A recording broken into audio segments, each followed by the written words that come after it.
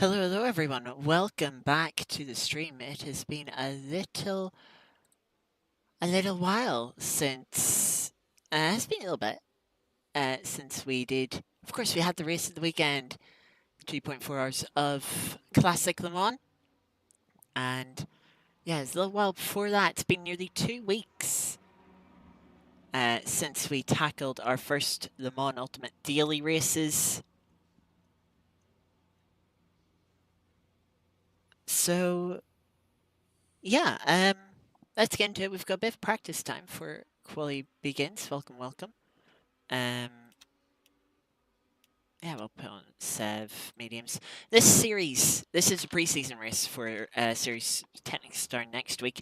We're at Qatar short. It's 45-minute races, so it's very short and 10-minute qualifying, so only taking about an hour to run. But it has double fuel, double tire wear, so essentially, strategy-wise, it is a 90-minute race. And yeah, and we might do some daily races afterwards since it's a bit short. But yeah, let's get back on track.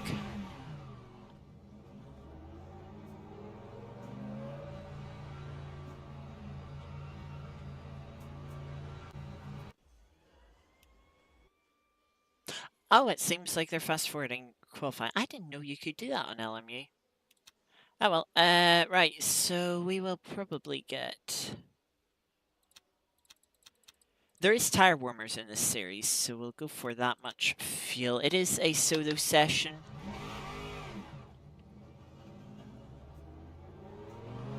Much brighter too now. But yeah, 10-minute session, so it's not too long. But a run short track like this, we'll still get a good few laps in. Tire warmers means that we'll be ready to push right from the first lap.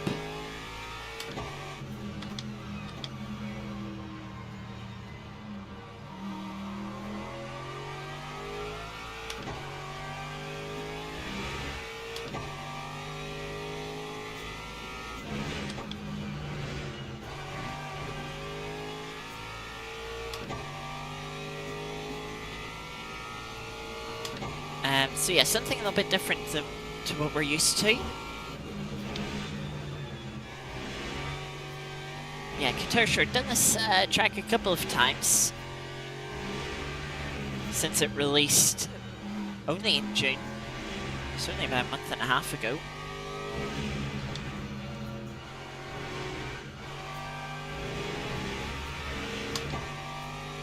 Running in GT3 cars. Now, as this is a pre-season round, we're allowed to change cars between now and next week. I've picked the Aston just because it's a car I know somewhat well and have used. I might switch. I'm not too sure what car exactly I'm running for the season, but yeah, I could pick any to be fair. Of course, we have the new tire model for GT3s. It's basically, it's not too big of a difference, but there's more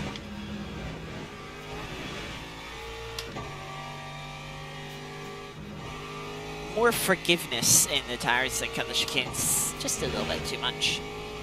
Yeah, more forgiveness. You know, it's not going to snap out as quickly from you through corners like this, where you're pushing the limits. Running a little bit wide through the third right-hander there, which is just deceptively tight compared to the first two.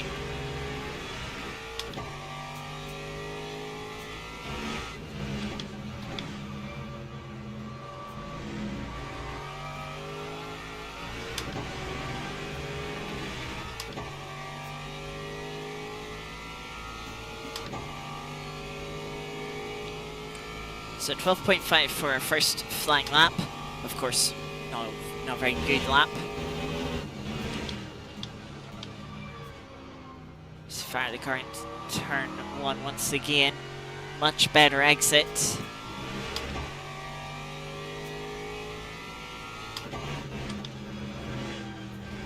Oh, understeered a bit there.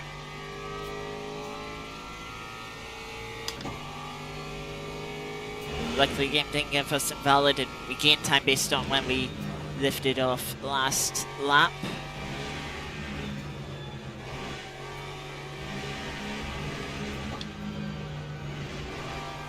Good rotation from the curb into the third right-hander.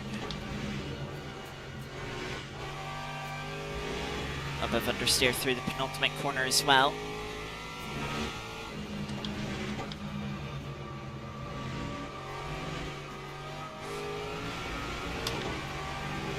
Not a good exit from the final corner. That gets us up to P3. We've got one more lap of fuel.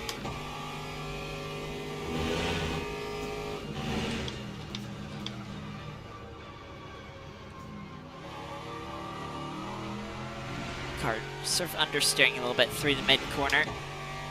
Yeah, not a good exit, lost 3/10. Better run through the chicane there, look at time we're gaining on exit.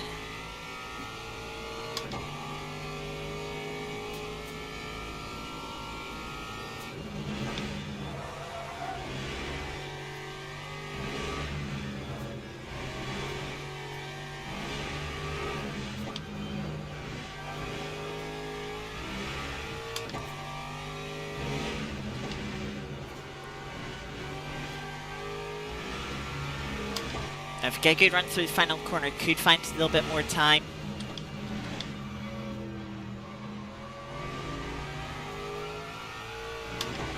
Arcing in for a late apex. Good run off the final corner. Not going to be quite enough to improve though with where the line comes out. And we'll head back to go for another stint. But yeah, that seemed to work pretty well. Put on new set of tyres.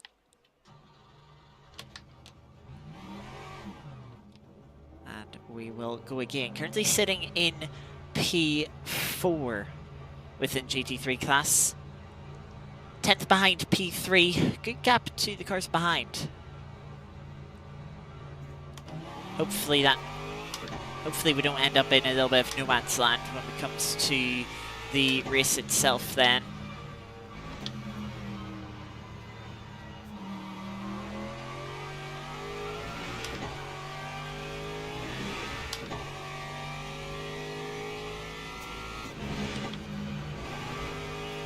Yeah, if we get the lap put together, we do have a few more attempts to find. See if we can put ourselves into the top 3.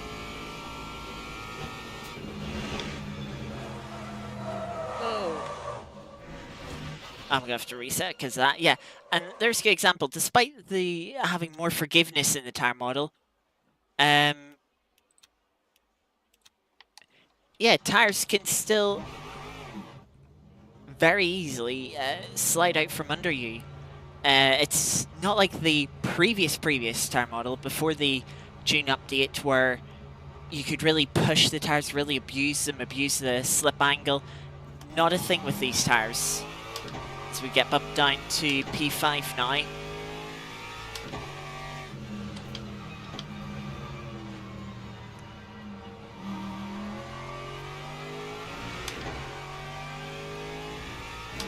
Yeah, the double tyre wear just meaning a slide like that, and yeah, there's no point carrying on.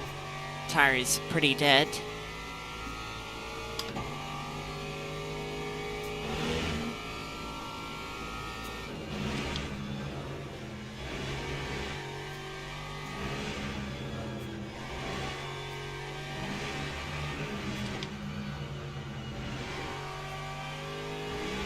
Does seem like the front left tyre will be the limiting tyre of the race.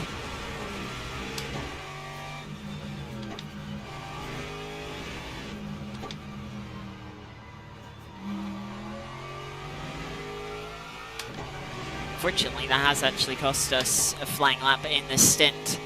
Hopefully a good exit there for the final corner should help us with this next lap. We'll find a bit of time before we get to the braking zone at T1.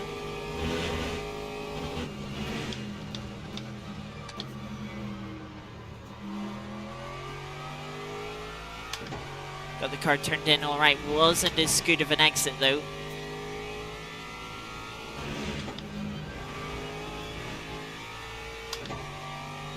Good exit though from the chicane.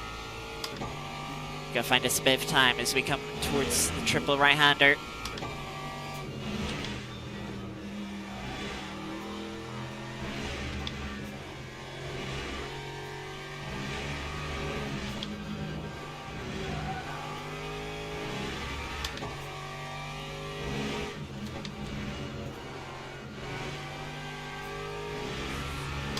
By 10th up as we're coming towards final corner.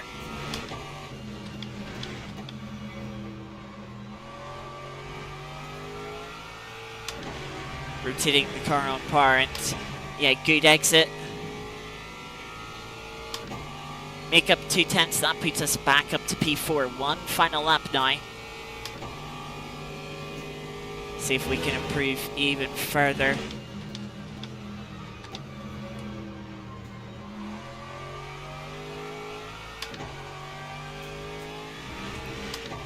Thank you, Alex. I'm hoping not to. Oh, that's... Ooh, it's great. Not a good exit, though.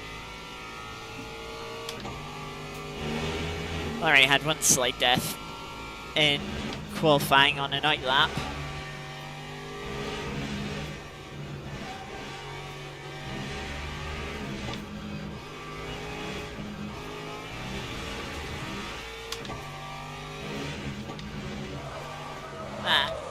Nah, just rotated there, trying to push for a little bit more. Seems like the two cars are right behind us, already in the pits. Their quality session is done, so it seems like I think we'll be able to hold on to P4 here. Let's just put fuel back in and tires before I forget. One car bump up there to, I think it was P7 within the class, but not dropping us down any further.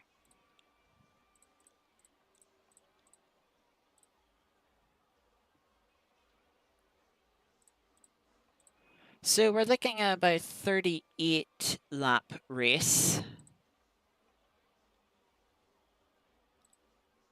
So we are.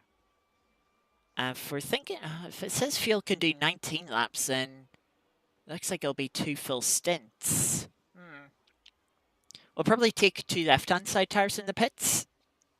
Of course, with there being tire warmers, a tire change isn't as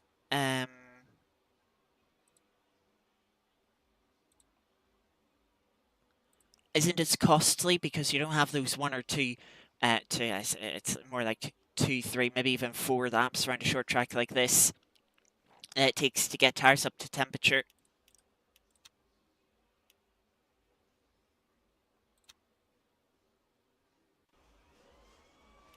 But yeah, P4 on the grid, 34 car field, 16 hypercars, a lot of Valkyries. I mean, 1, 2, 3, 4, 5, 6, 7, 8, 9, 10. 10 Valkyries. It is the new car. It is a fan favorite, of course, with that wonderful. It is a magnificent, naturally aspirated V12. Lovely, lovely engine. And is, of course, the only road-derived hypercar. So it is the most unique car in the field. Yeah, looks like there's a good mix of GT3s as well. Mustang, a couple of Porsches, McLarens, BMWs, Astons, Lamborghinis, Mercedes, Lexus. I feel like there's one manufacturer missing. Yeah, there's no Ferraris. But yeah, good mixture there. Got a Glickenhaus and Hypercars and Isoto. So a couple of oddball choices. Yeah, not long before I go. A couple of hearts in Hypercar field. But yeah, we have full fuel. And we have new tyres. So, ooh, nighttime for the race. Wait, the headlights on. We'll be starting on the left-hand side, outside for T1.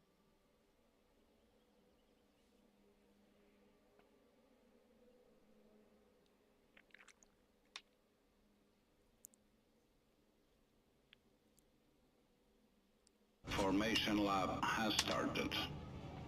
Also, I notice it has this parked on the curb here.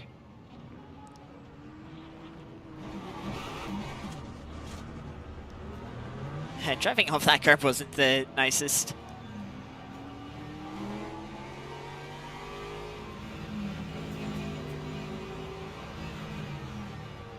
Oh, I quite like the livery on the BMW on the right-hand side. I think that's a Brazil special.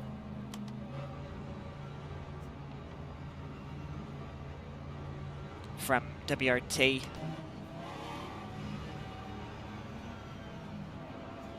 Yeah, short track coming up. Minute lap times in the Hypercars, minute 10 in GT3. Let's see if we can have a good start. Green flag, green flag. DT for the Lambo behind us. They're, yeah, you can see how far back they are.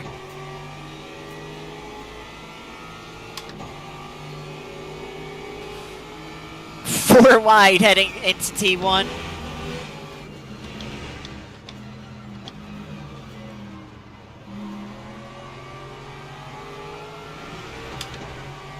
And we're up to P2. Good start from there, being brave into T1. Cleanly through the chicane, following the Porsche now. As Hypercars string out through that chicane, back up, nearly back up to us in the GT3 field.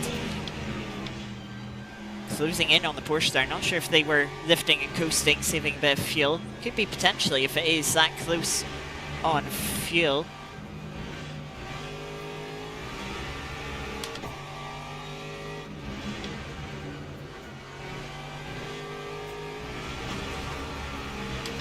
Dipping a couple of wheels into the gravel.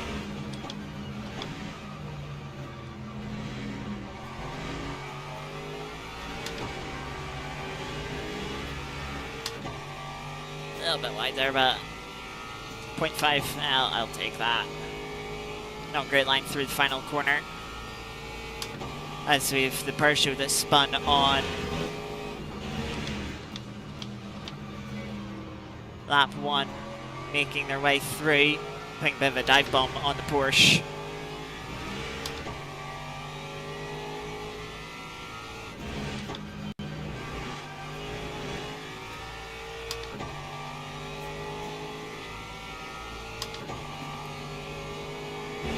Slipstream is quite strong here compared to the Porsche. Not fussed by moving into the triple right here. We'll understeer though through that section. One of the Aston Martins has had a spin. Lost the rear end there. Lucky to gather that up. On the old Tyre model, that would have been unsavable.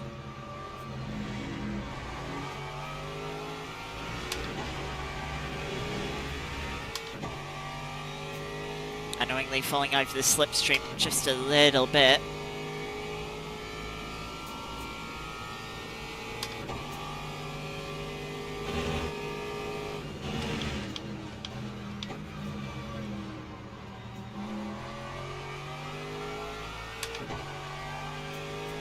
Oh, Aston Martin behind, running out wide.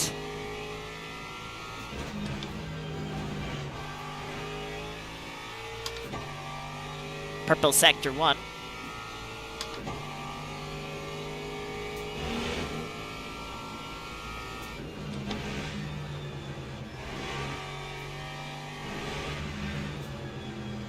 A little wide for the apex there.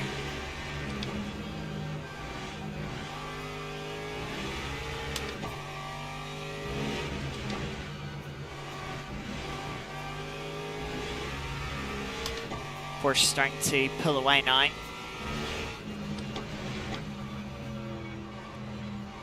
now that we've lost the slipstream.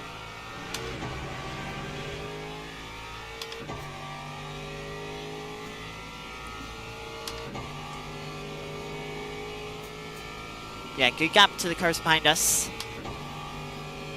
Though still a long way to go in this race for when the hypercar traffic eventually catches up to us, and the strategy in play, the pit stop to come.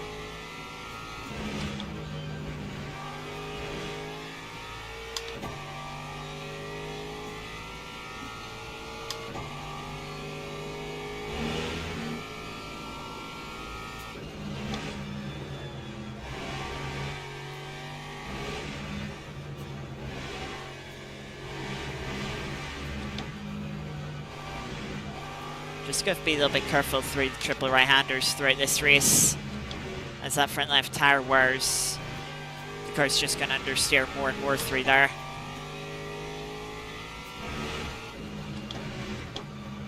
And of course through some of these other corners, like this final corner and T1.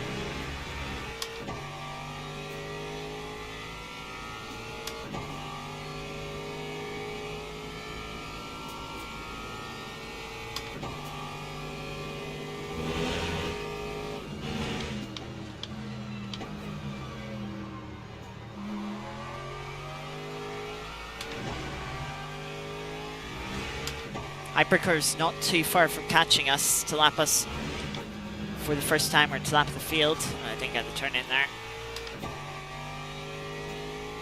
Luckily didn't have to lift too much.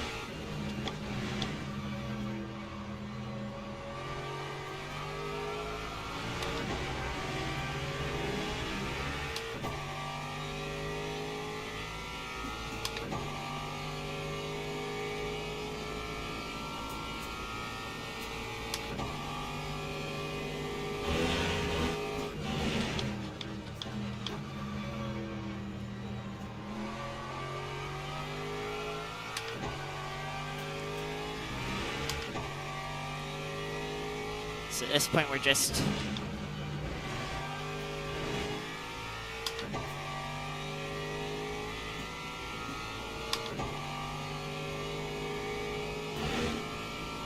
managing the gap behind, waiting for the hypercars to catch us.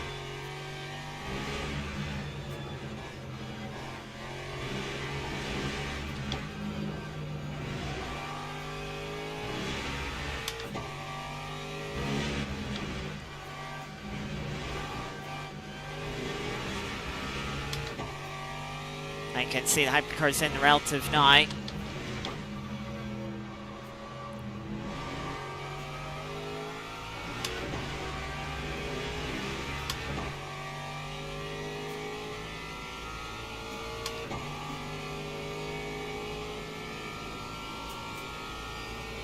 Looks like I might need to save a little bit of energy.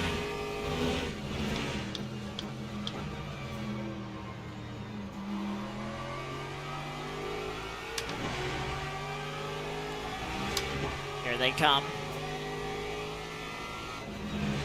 That was a kindly patient Aston. I think they realized, oh, Ryan Gill, of course Ryan Gill would be patient. Raced him a few times on LMU, but known him for a bit longer, worked with him last year.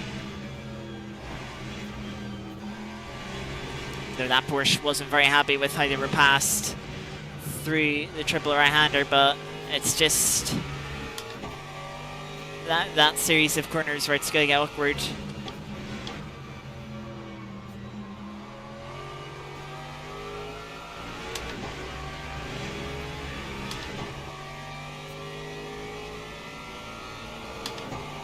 That's P6 passing us now. So 6 down, 10 to go.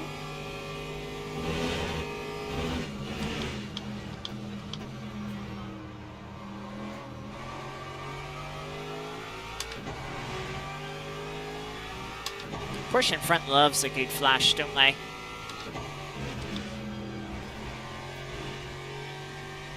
Good run through the chicane in the new purple sector. That's going well for now.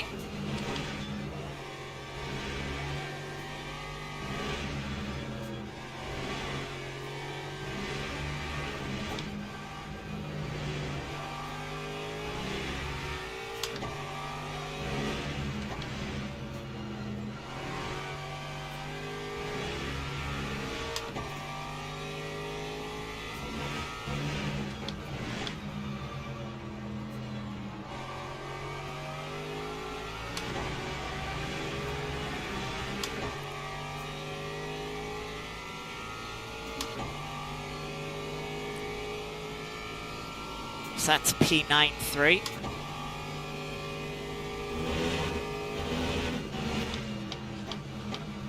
That was too late on the brakes.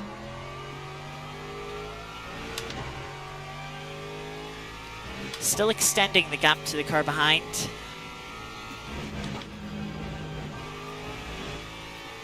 No, I think there might be an element of fuel save going on.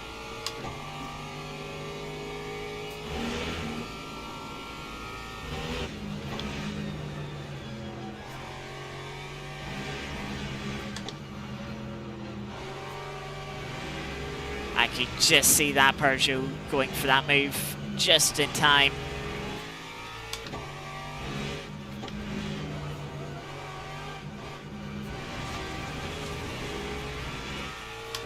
Yeah, it's moves like that that cost you a lot of time. That's just the way it is.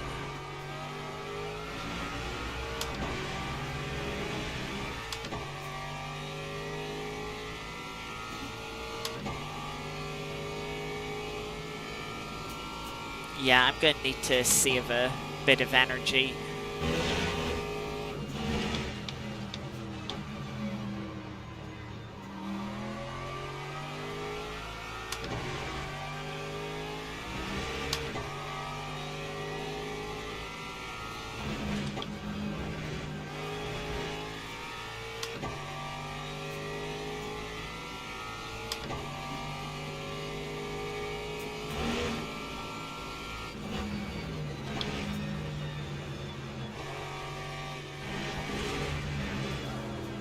That's not a good way to take that corner. I'm surprised it didn't even come up track limits there.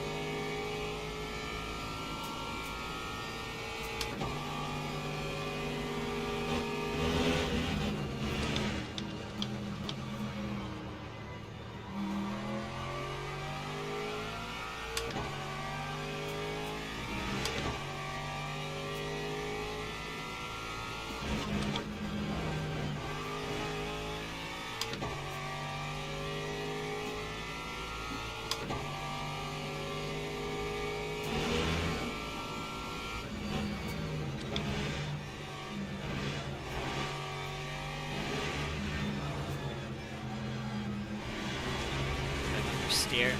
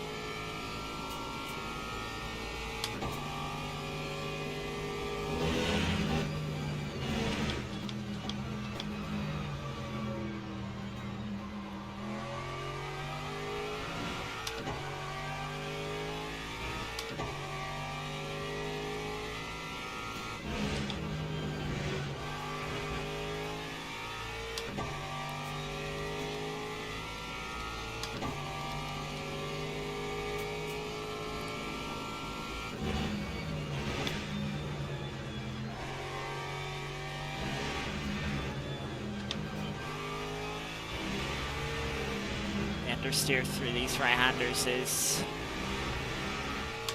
getting quite bad.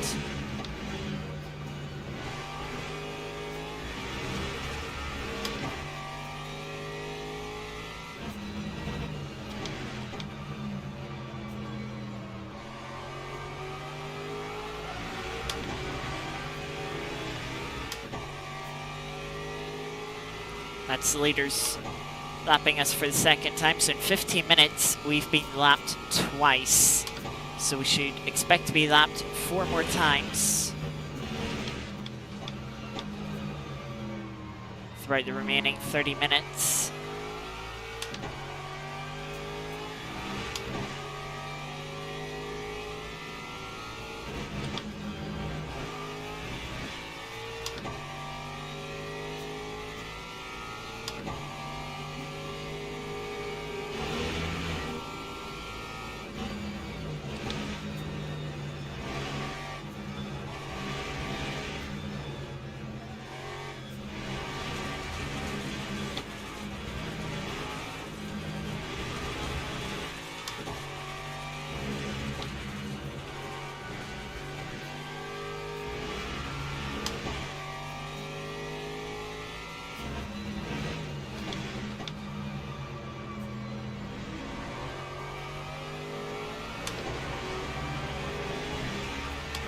Gonna set a new personal best here.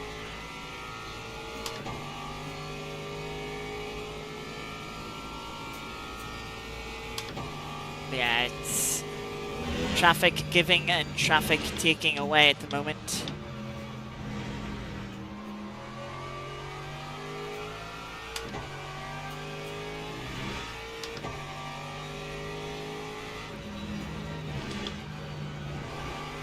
Had to lift her just to make sure the IF got through.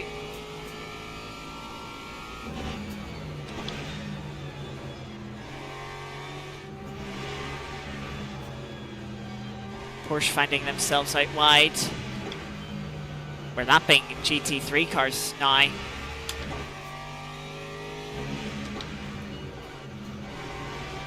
That's not Porsche, that's Mercedes, sorry. This is a battle for P8 apparently.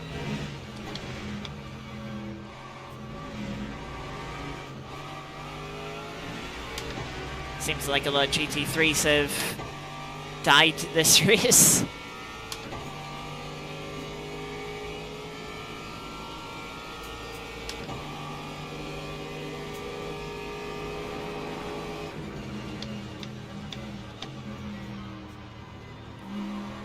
Mercedes lets us through. So does the Lambo. Nice to get past them while we're not also dealing with GT3, Hypercars. Wobble for the Lambo behind. That allows the Mercedes to get past, and Hypercar Aston is going to make it 3 wide.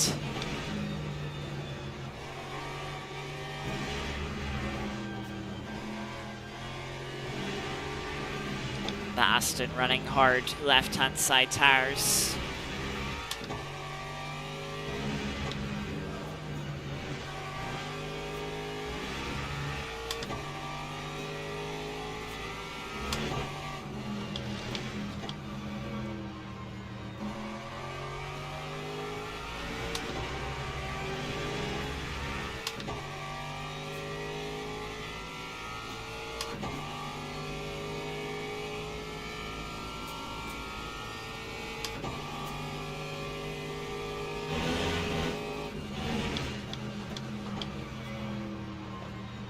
That was just unnecessary.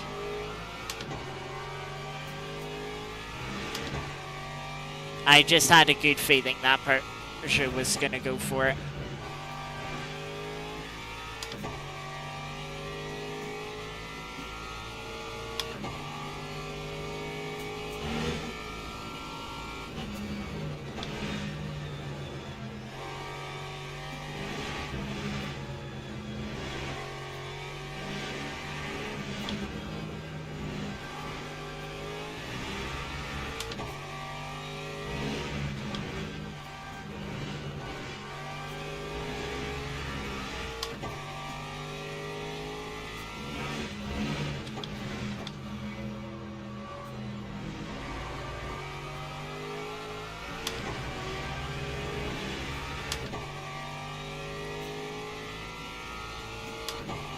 So yeah, leader is definitely going one more lap than us.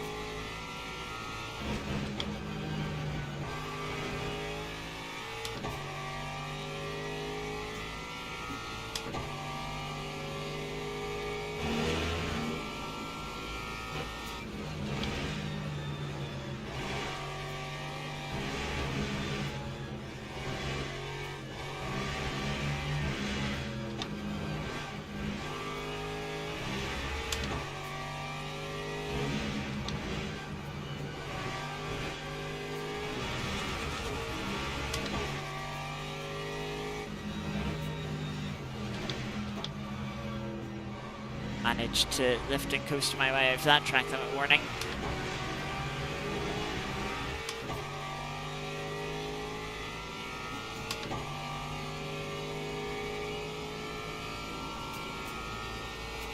I suppose even if we aren't going the extra lap,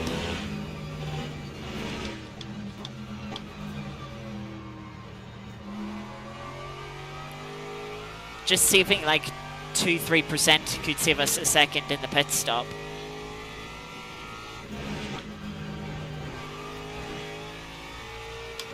That'll obviously save us time.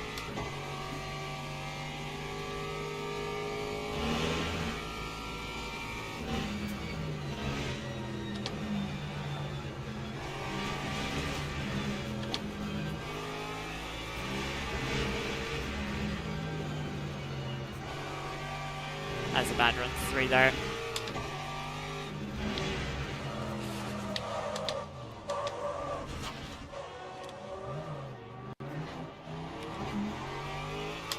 Just couldn't save that slide.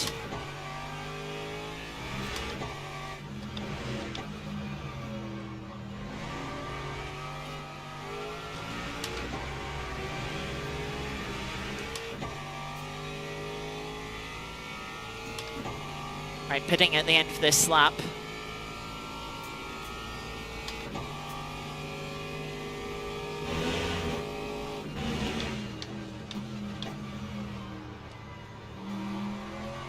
Now we're essentially going to try and undercut the two cars in front of us. And I think the Aston is also going to pit. So it really comes down to which strategy they're going to run.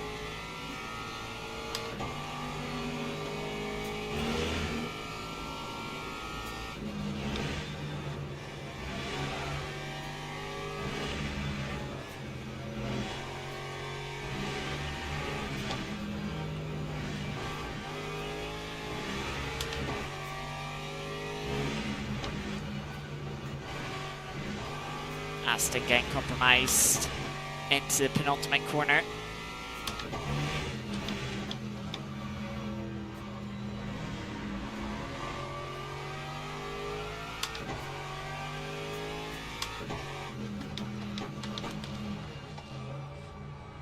I think I nailed that pit entry and gained a bit of time.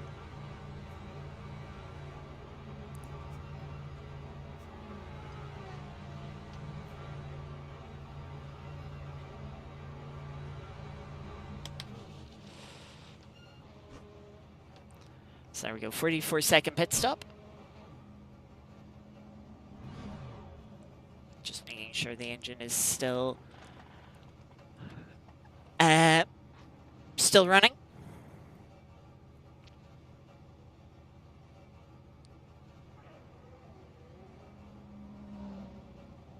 I hope the Aston in front of us leaves before we're due to go.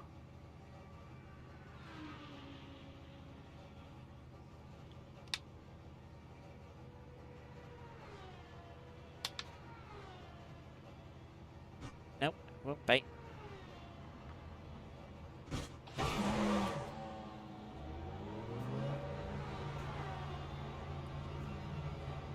Aston gained a little bit of time. That'd be virtual energy time, but we've both taken 2 tires.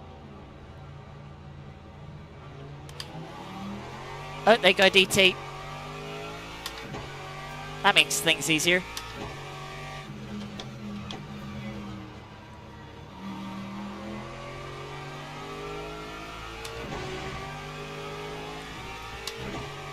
Lambo certainly wasn't close enough to us to overcut us.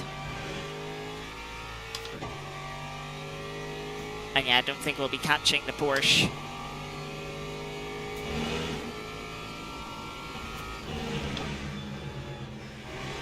Just got to readjust to the balance through the right-handers with new tyres.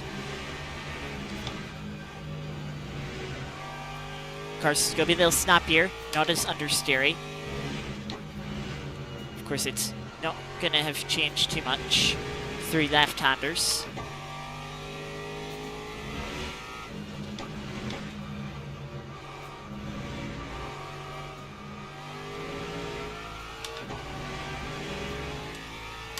That wasn't great. Yeah, so you can see there we lost a second in the pit exchange.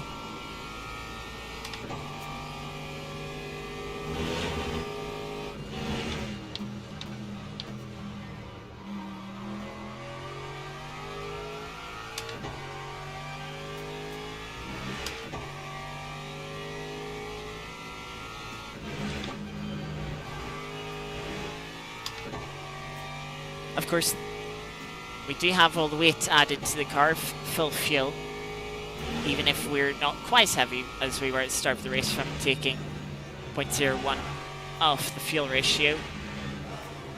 The car just, turns in as I tap the brake.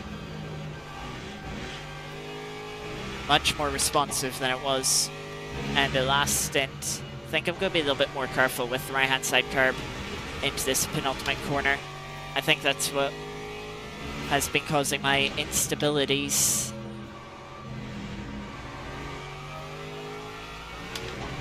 And in comes the Aston.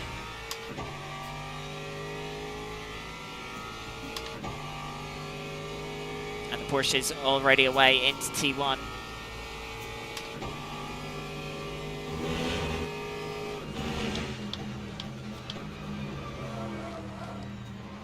Rear stepping out through T1. That was close. That was unnecessarily close. That Peugeot has definitely been the sketchiest hypercar of the race.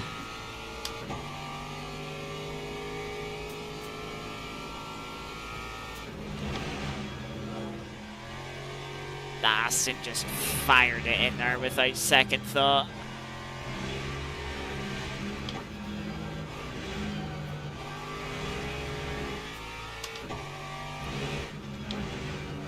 I said I wasn't going to use that curb.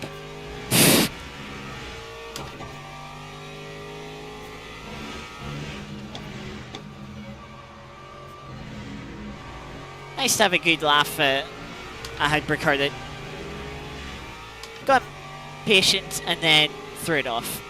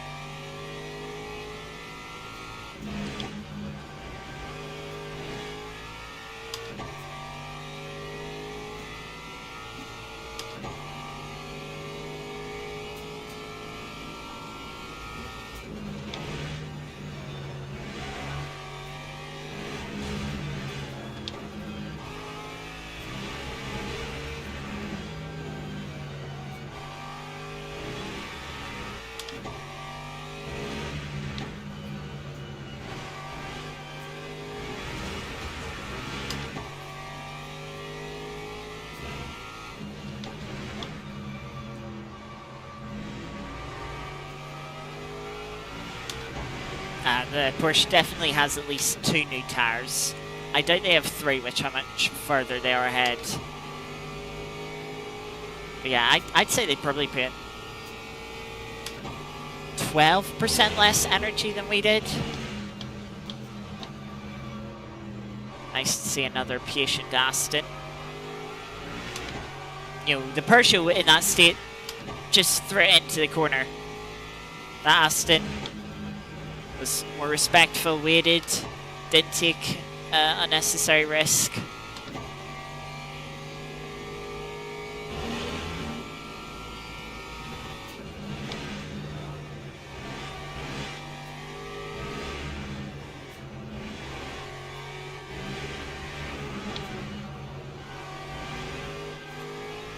White Aston Martin. Being patient and find time to run.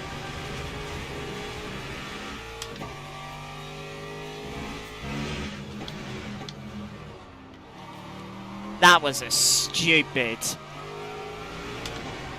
That was so stupid from the Aston there.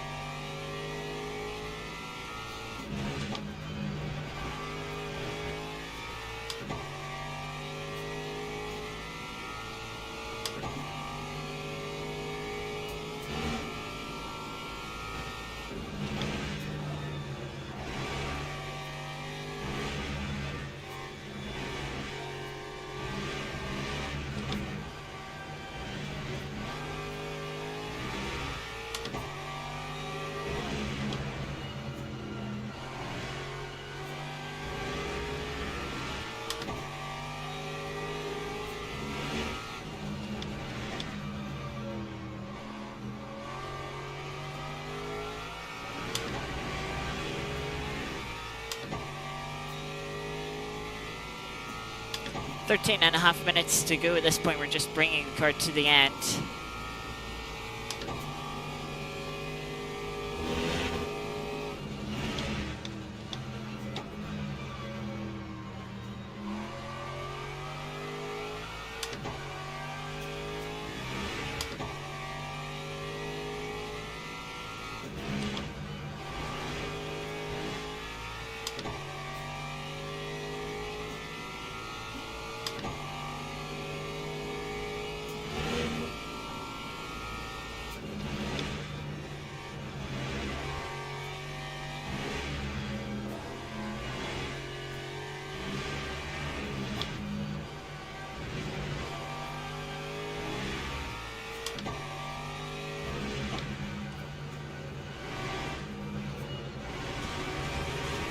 The understeer through that penultimate corner is getting quite bad.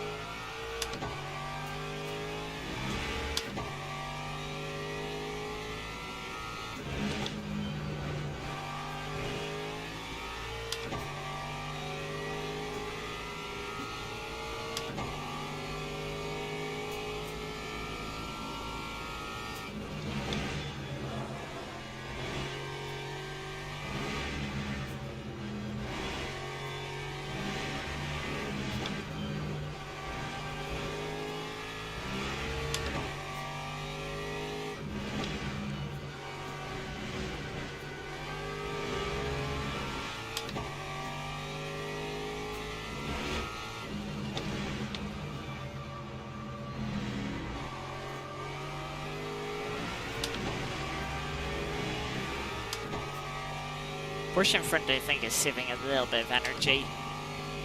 Just in case. There's 7.5. It's going to be a 37 lap race.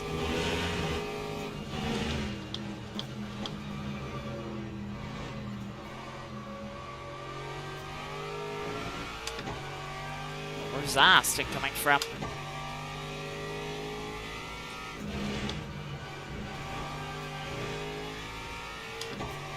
That's the Aston that made that atrocious dive bomb into the final corner on us.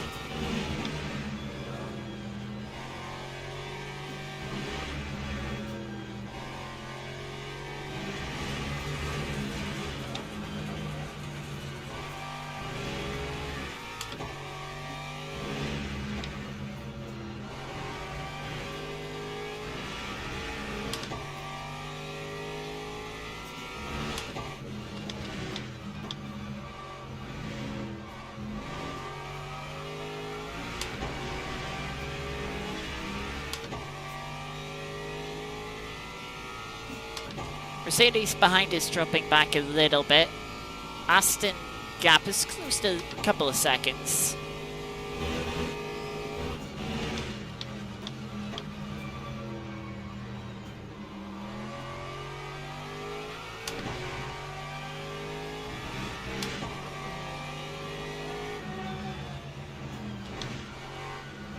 Guys.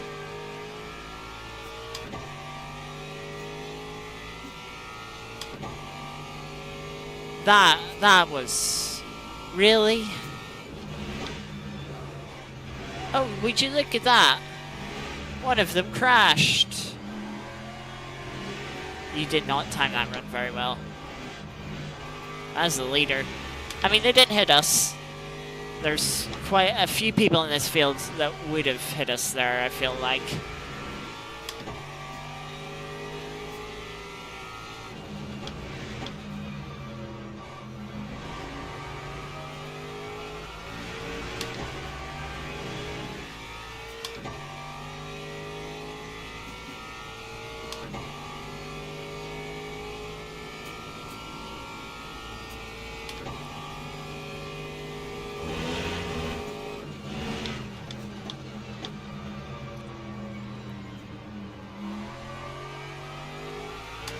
Thought Aston was good, try around the outside for a minute, then realised, nope, they're still going for a cutback. So put the foot down.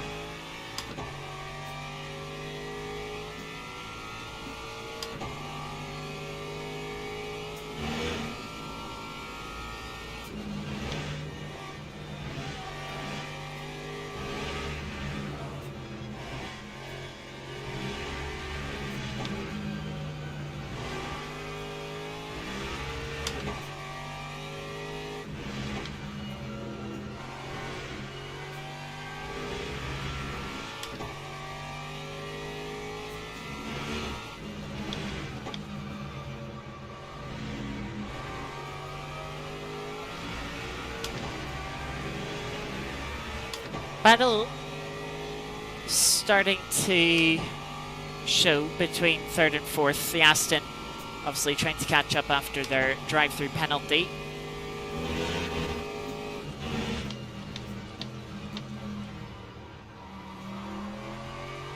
As McLaren down in seventh picks one up for themselves. Yeah, gained 8 tenths that lap did the Aston behind on the McLaren.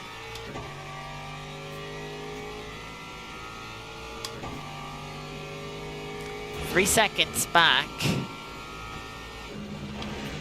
Oh, it's going to be close.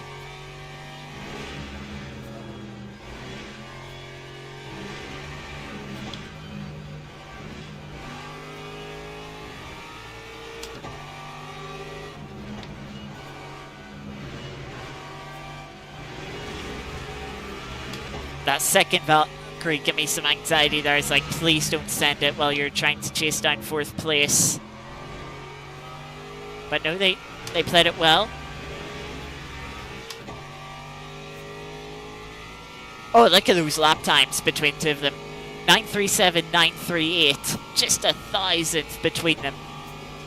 Despite having to lap traffic.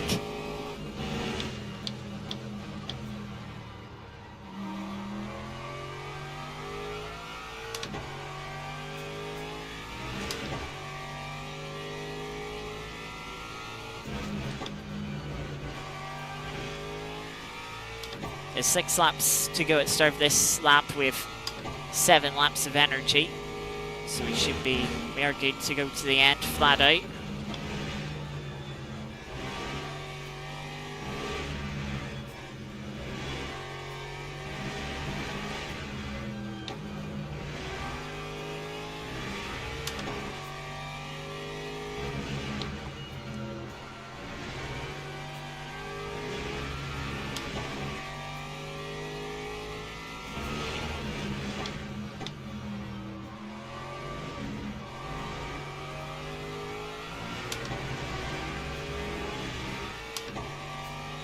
5 minutes to go.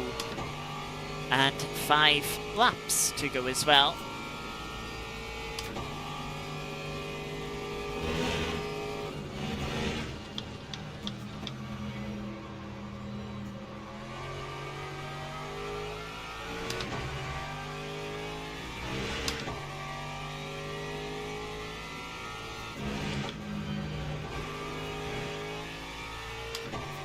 And the Aston's up to P3 now.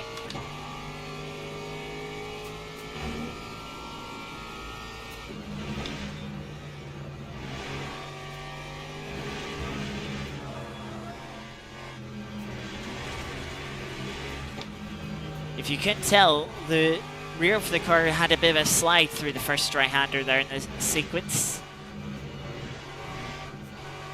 Again, old tyre model, car would have been gone, would have spun there, but new tyre model. And that is not a problem. Oh, and again, old tyre model, that would have been gone. But on this new one, we're fine. Oh, and the Mercedes is back up to P3. They're not giving this one up.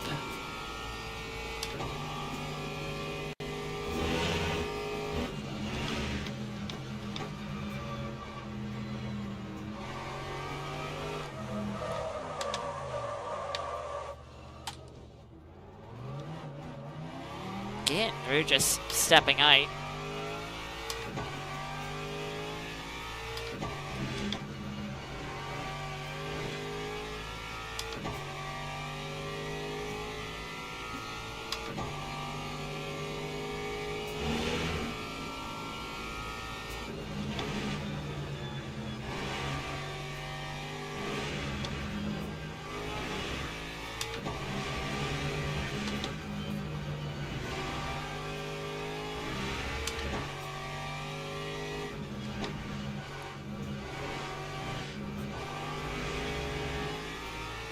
Oh, fight for P1 here.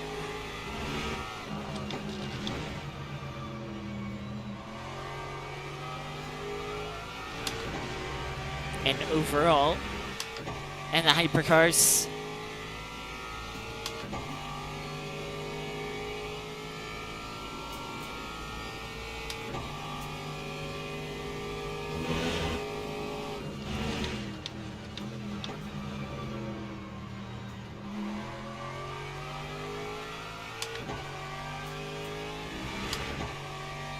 .13.4 for the two cars behind last lap.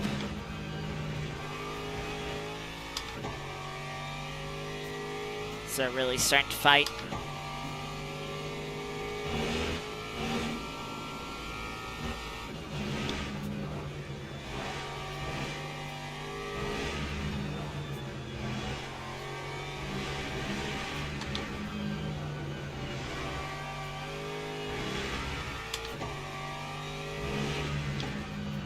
Aston behind got wide onto the gravel.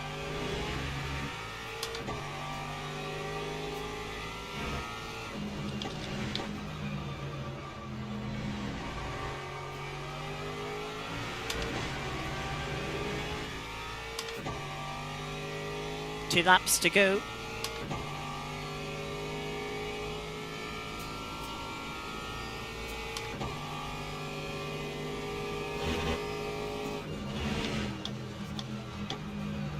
Aston behind, back up into P3.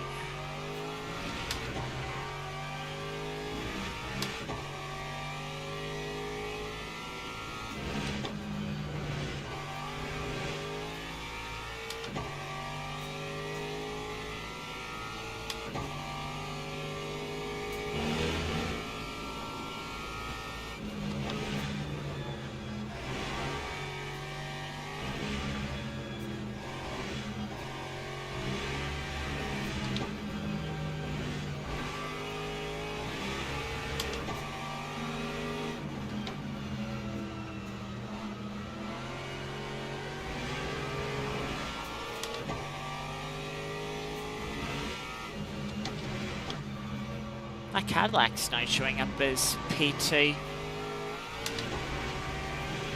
Interesting.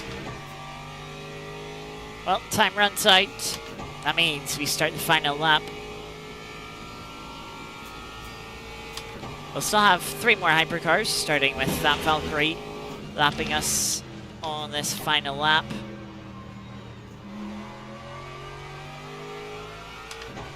Still a chance to lose P2.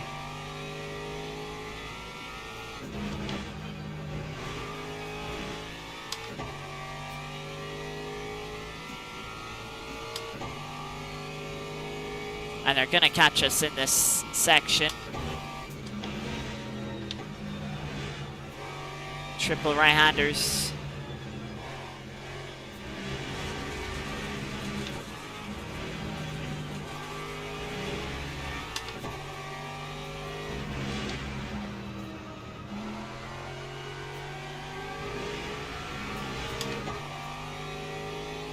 We'll get through safely.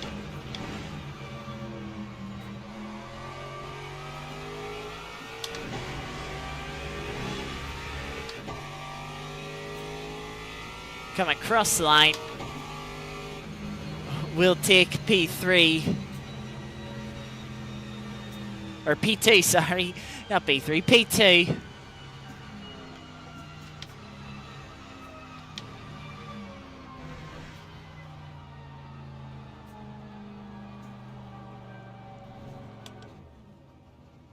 Was a good race there. Really, having qualified P4. Getting up to P2 was good. Couple of mistakes through there. You know, maybe should have finished third, but the Aston got a drive through of themselves. They made their own mistake to give us P2 back. So yeah, that is how many DNFs? What? 20 finished out of 34 starting. 14 people DNF'd. Wow.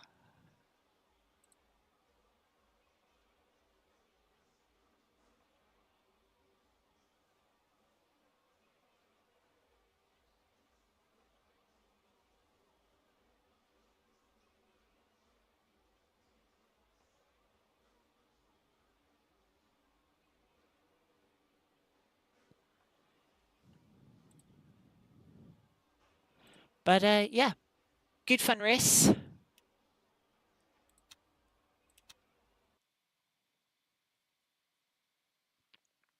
Yeah, will be interesting next week. First round of the series. That is going to be at Qatar Full. So it will be. So we kind of know it a little bit already. But yeah, Qatar Full will be interesting. Let's go to hosted. No, not hosted. Sorry. I meant to go to dailies. Oh, Return of the Silver Arrows. Oh, is this Mercedes only? It looks to be Mercedes only at Spa. Yeah, we'll do a couple of these. Um.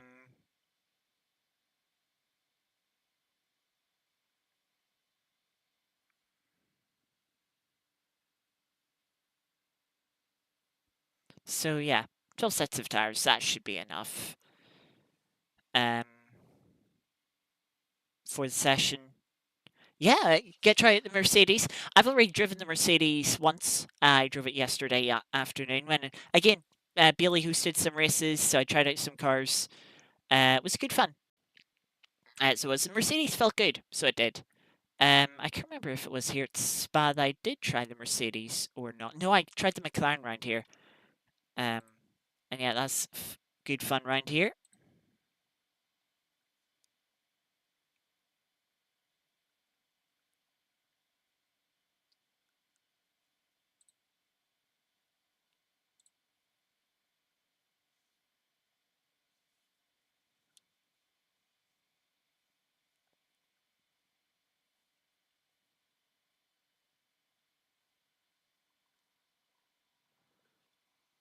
But yeah, a little bit of time to wait. Let's, in the meantime, let us just pop off to do the Art of Rally daily event. We won't have time for the weekly, not yet at least. So we'll do the daily get that over and done with.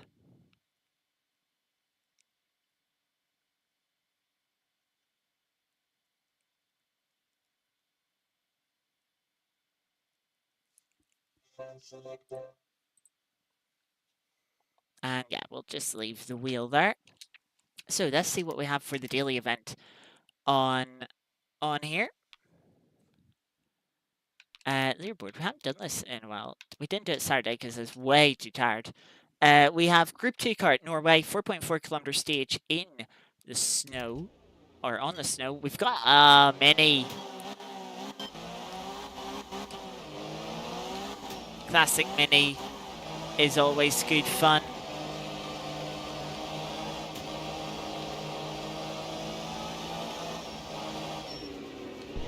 That's not the line. Just about avoided the trees.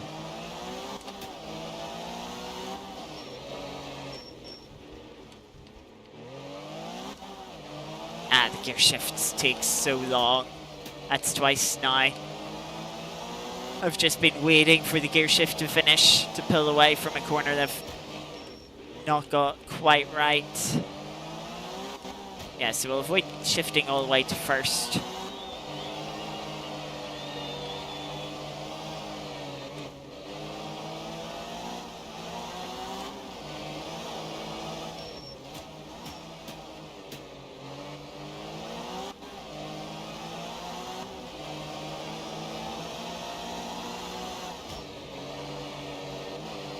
Ah, yes, the turn-in of the Mini.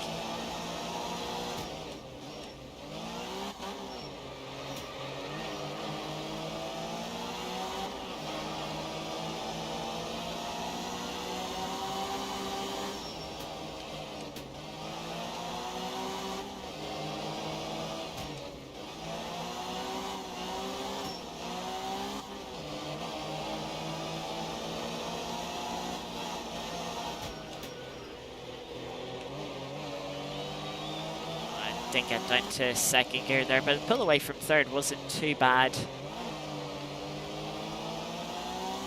Bit of clutch kicking as well. There is the finish. Not a great stage, must be said. To get 152.5. Puts us 42nd. Only 15%. Yeah, I can do better than that if I don't make so many mistakes. But oh well. Let's get LMU back up to do some daily races. Cloud Error, how about you go away?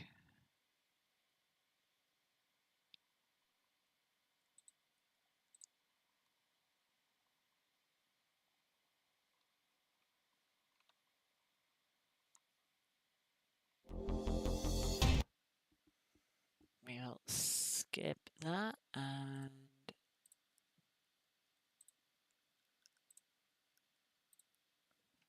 yeah, so 4 minutes till we get started. So we just have a little moment to wait. While we do that, I will just change.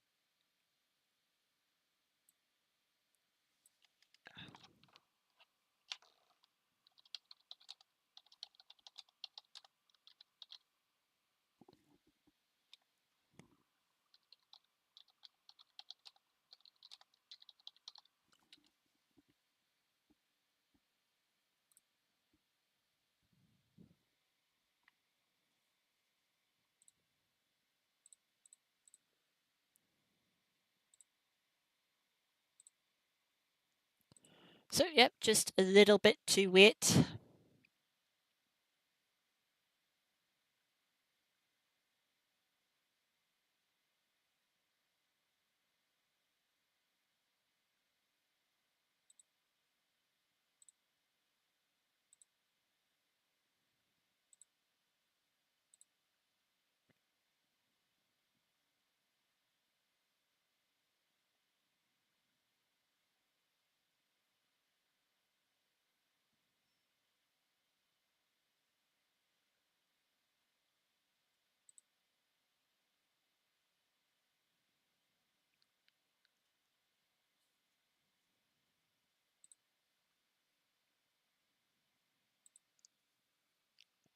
Not too much much longer.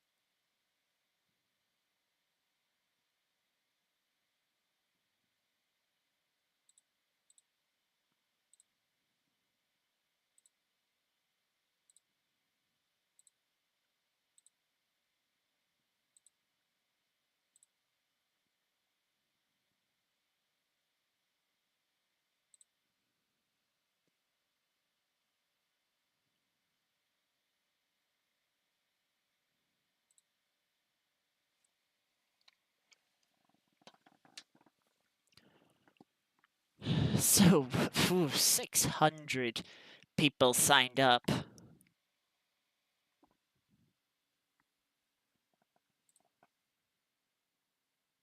Yeah, I don't think we'll quite be getting top split, but we'll be in second split. Main thing here is want to try and have some clean races.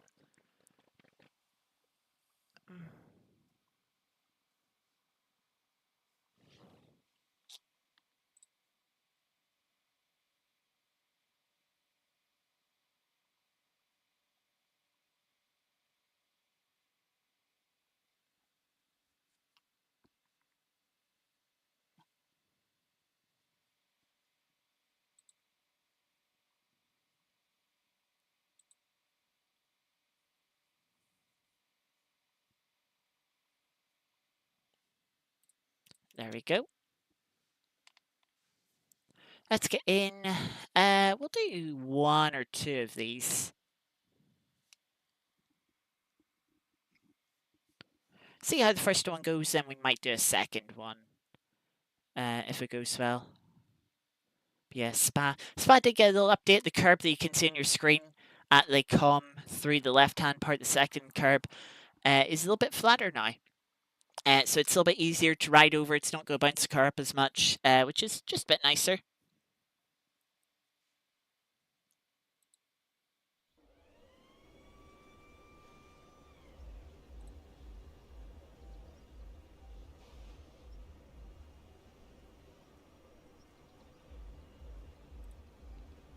Um,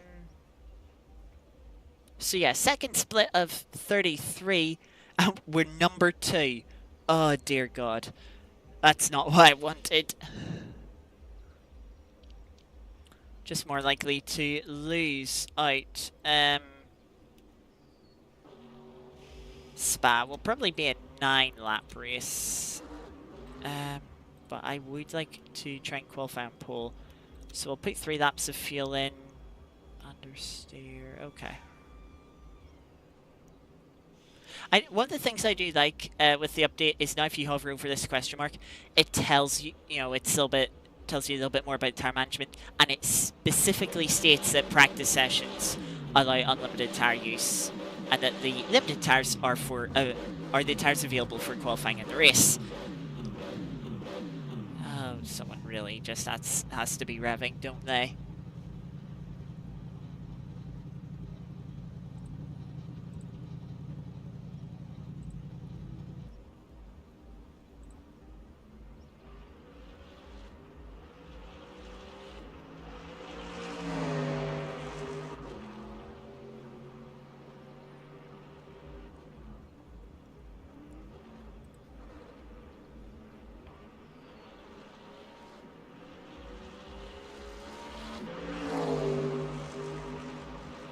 Yeah, time for qualifying.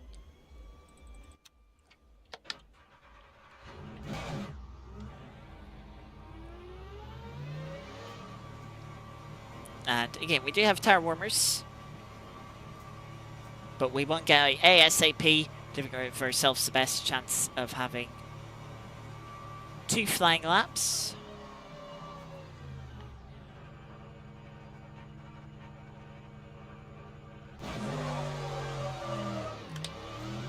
There we go.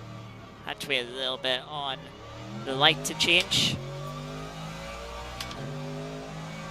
Away we go here at Spa. Oh, it's nice having all the space here at Spa. Around this section of track. On the run down to and then through Rouge and Raidillon.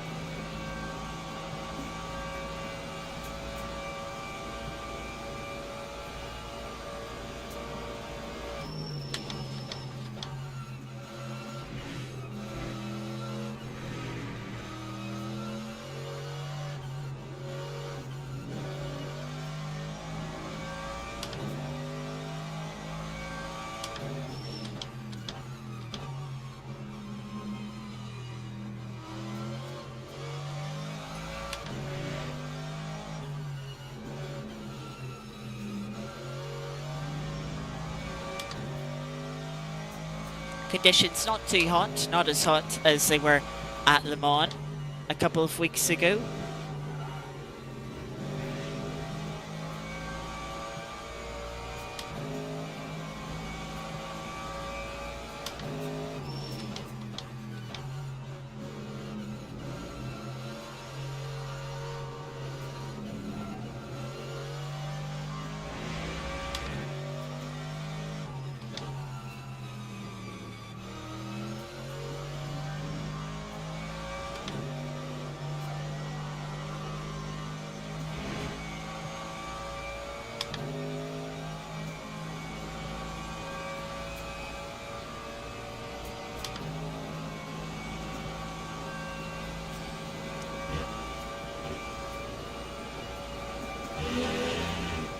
So we're coming up to the first of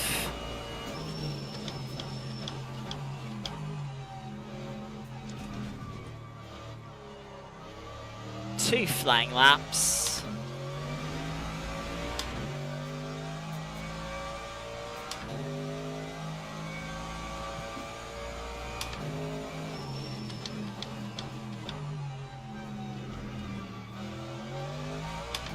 That didn't feel like a bad T1.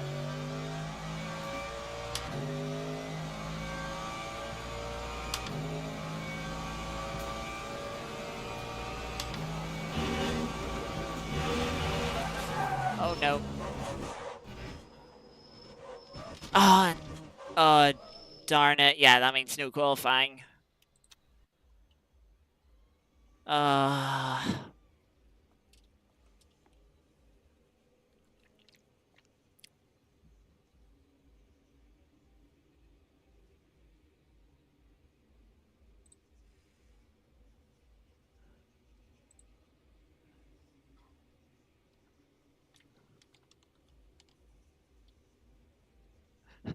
Someone just pinged me on Discord and asking how the hell did I make T1 work in our Qatar race there. Be honest, it's because the two drivers in the middle were a little bit were too cautious on the brakes.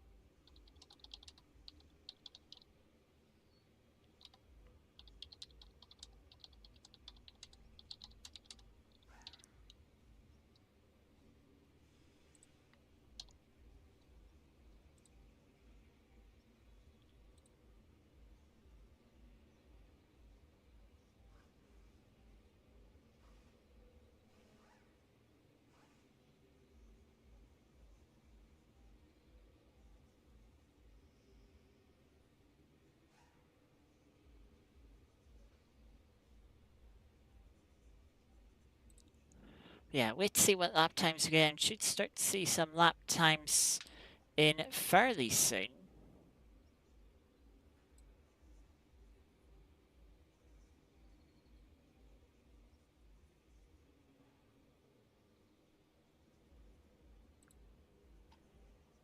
There we go, 22s. Hopefully we're not waiting too long. Oh yeah, everyone now gets a second lap.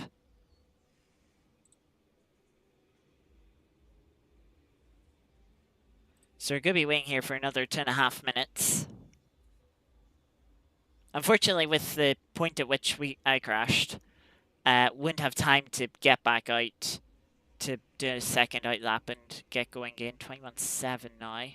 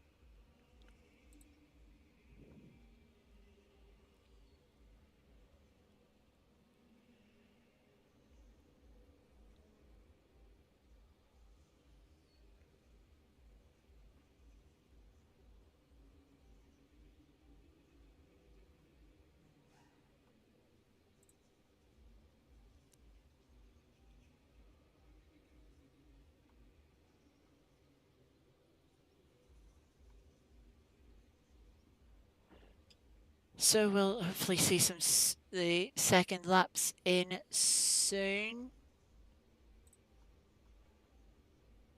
Just waiting.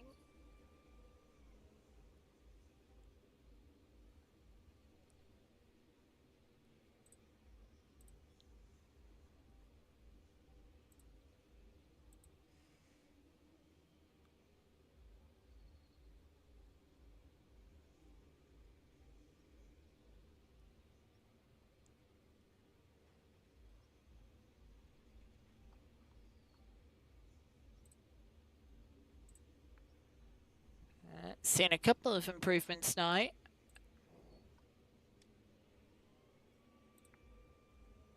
$21.5 now.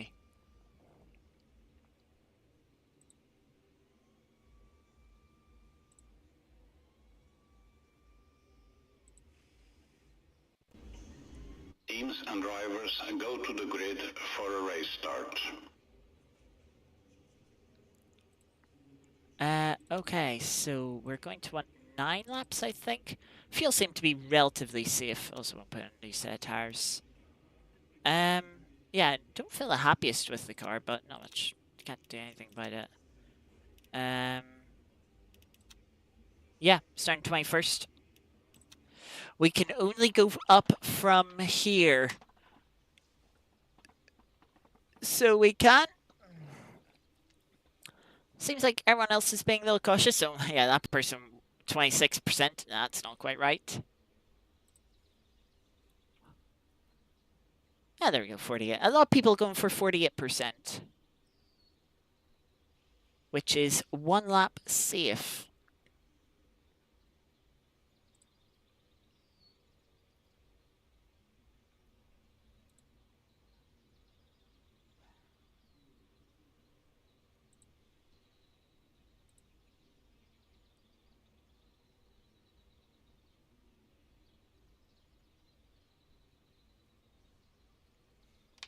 So hopefully we'll have some clean racing. Hopefully we can improve our safety rating. One car is starting from pit lane.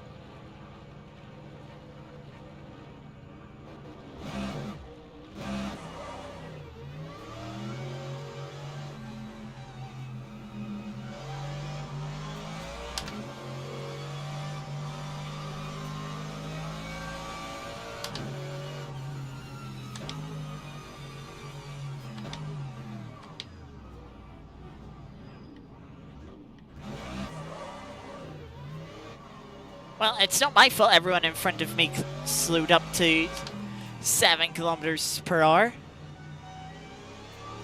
This formation lap is so...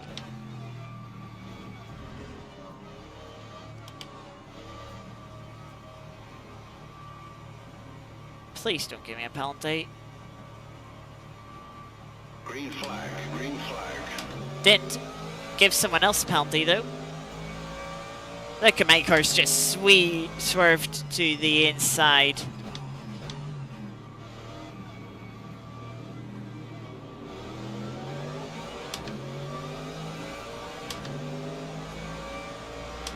No instance at T1. How will we all fare through a Rouge and Radeon? Oh, there's one car going. One car in the wall. Oh, that's the car with the drive-thru, unfortunately.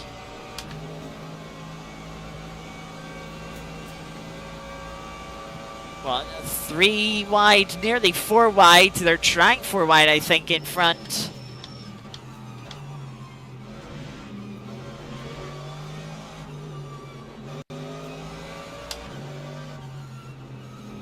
Okay, just turn in on me then.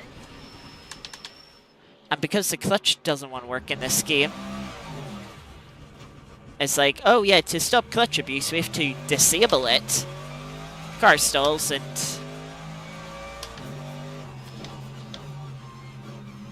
Yeah, so that was fairly rude. Unfortunately, he's dropped us 9 seconds back. You know, that wasn't even being aggressive.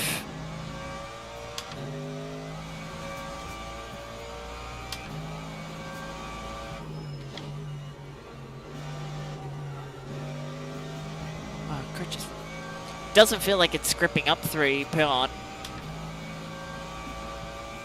2 cars DNF'd.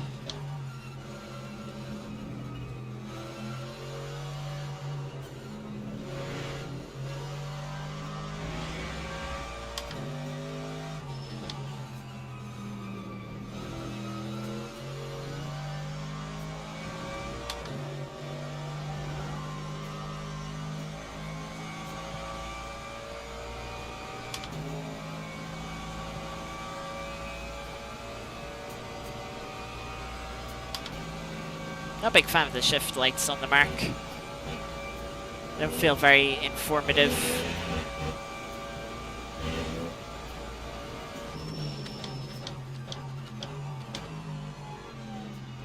Crash here at the bus stop. So we close in on some cars, but fortunately no positions gained.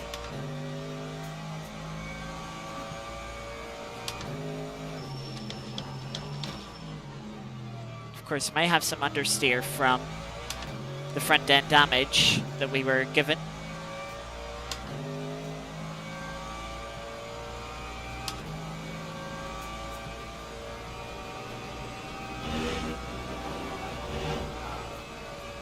They'll lift up a Rouge and Radeon just to make sure we get through there.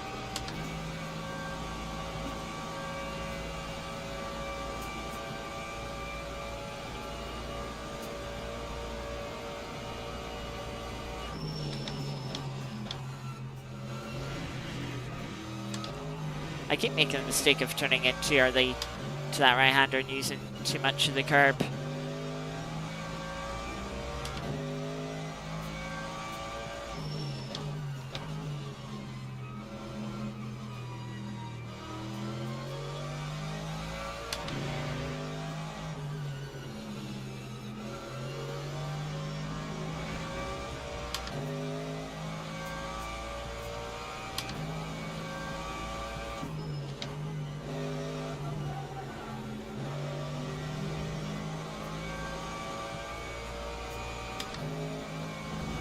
So we've got 5 cars in front of us that we might be able to catch up to.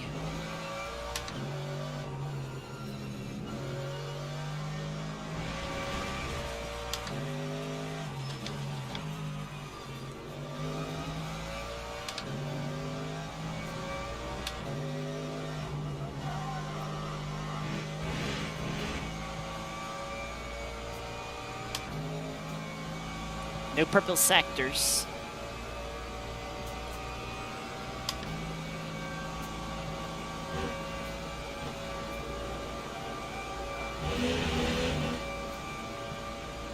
.220 from the leader.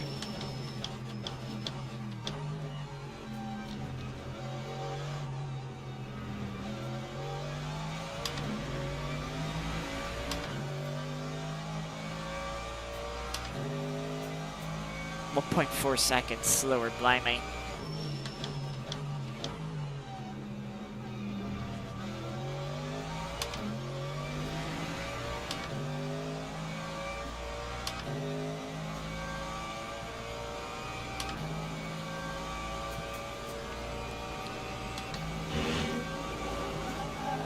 There was a yellow flag here, and yeah, another car DNF. So that's one more position gained. It's not a very entertaining race this so far, but at least we're gaining safety rating at the moment. Another car off in front.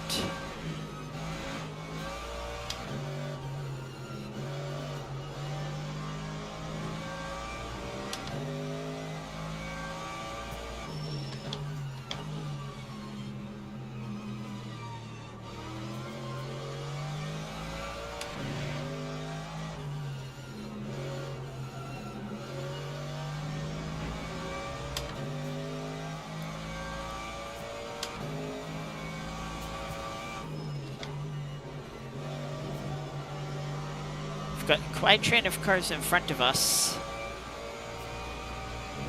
We're not that much quicker than them, in fairness. Looking at the lap times we can see on the relative.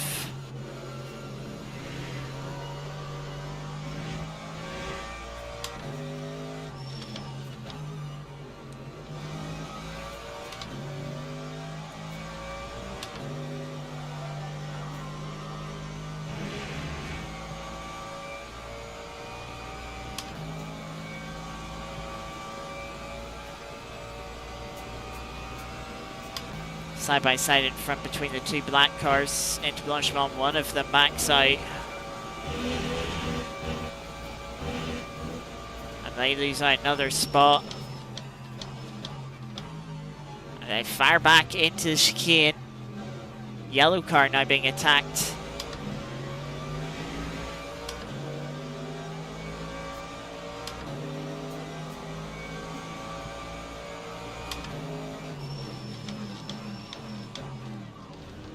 That was a little cheeky.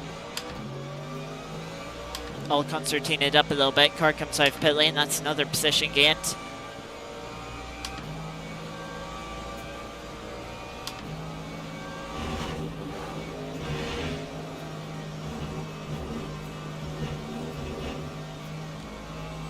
Struggle with understeer, just positioning the car correctly there.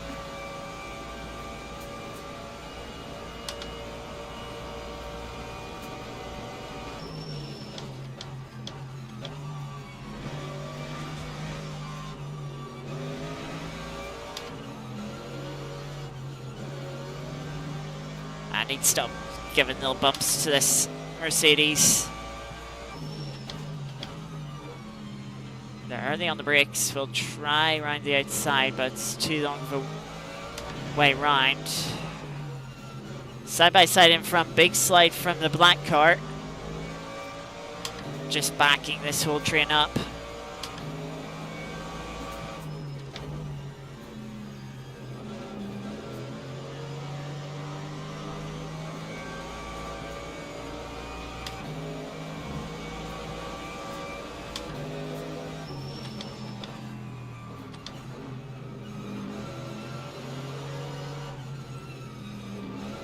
Round outside.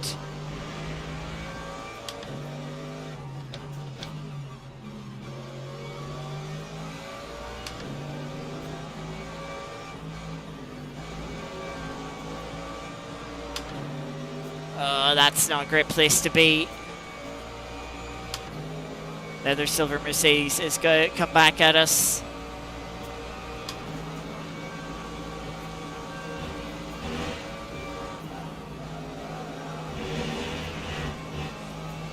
Right outside Blanchemont's Brave.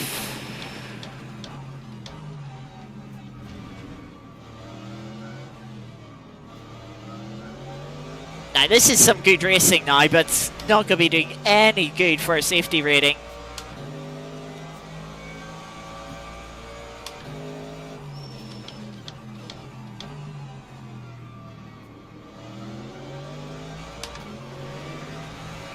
Just had to give room to Mercedes on the inside.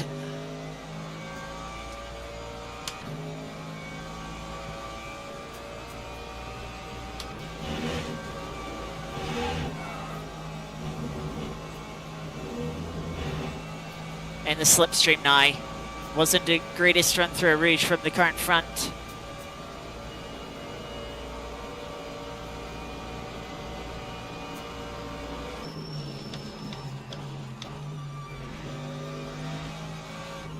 Well, trying to brake us, but they were just too late on the brakes. And we're up to P13.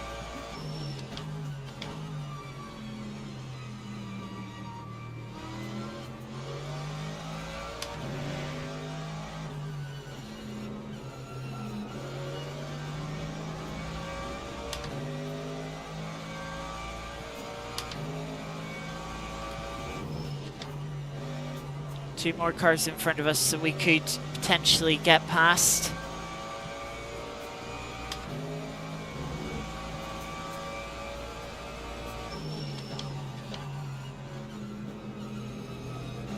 Black car's certainly sliding around a little bit.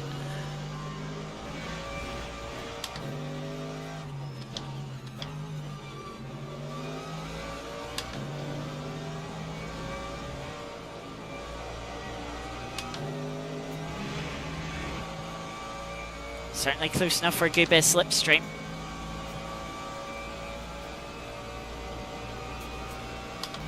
Got far enough ahead to break the toe to the car behind. Oh, the understeer there is not nice.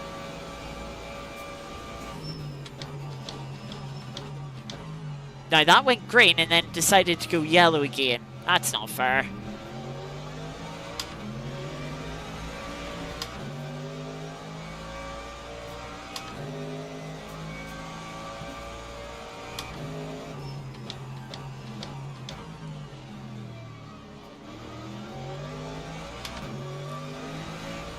There's another car we're catching up to. A few seconds in front. 7.5 minutes remaining. Big slide from the black car, bit of a slide too from the yellow car as well. Fortunately, we didn't get the raced exit out of the source, so we're not... We'll be getting good slipstream here, but won't be enough to get us alongside.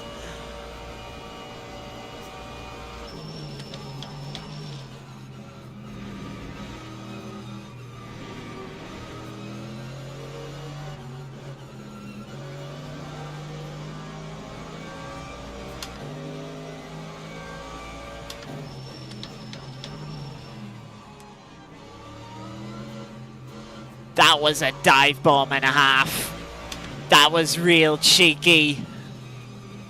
Car in the wall, that's another position gain. A little bit of understeer there. Like Mercedes has a run, but they, instead of passing us, they give us a little bump.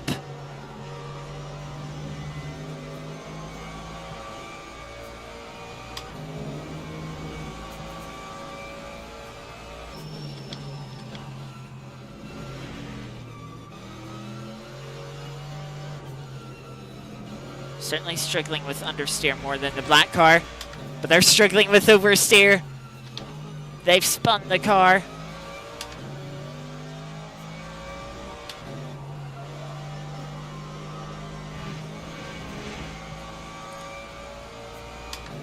Now we're into P11, and we can go chasing after P10.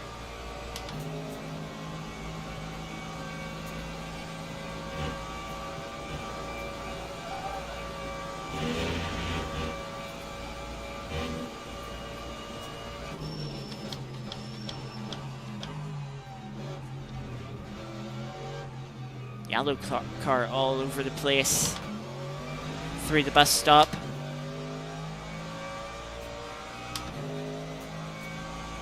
Three laps to go.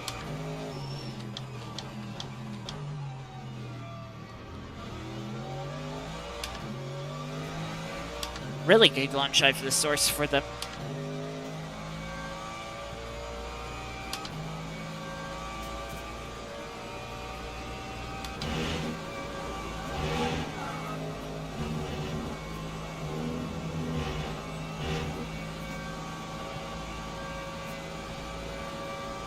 No, they're doing the iRacing grass cooling strats. Don't think that was intentional.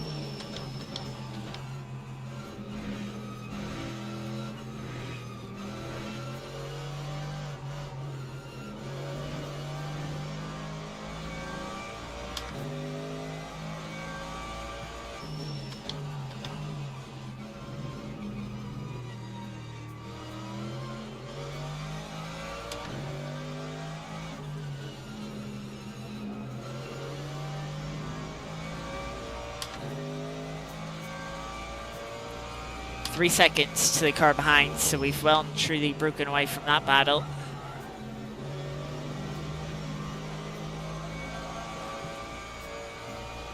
Oh, the understeer there is horrible. Terrific.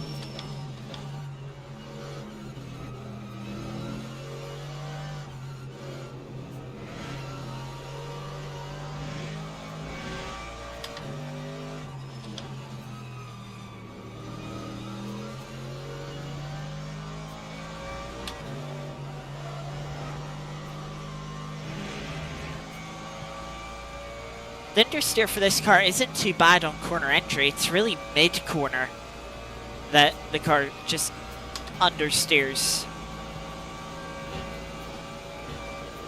You know, like Blanchemont here is barely flat out. Same with the Rouge over Radion.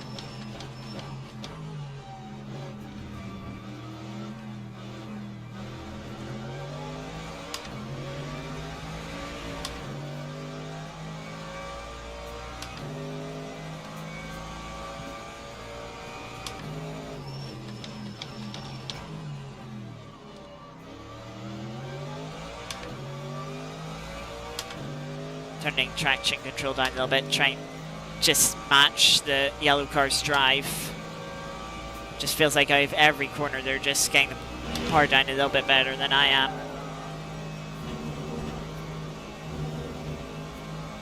Take a little lift there, which wasn't ideal. In slipstream, not closing. That might be because of the damage. And the damage could also be contributing to the understeer.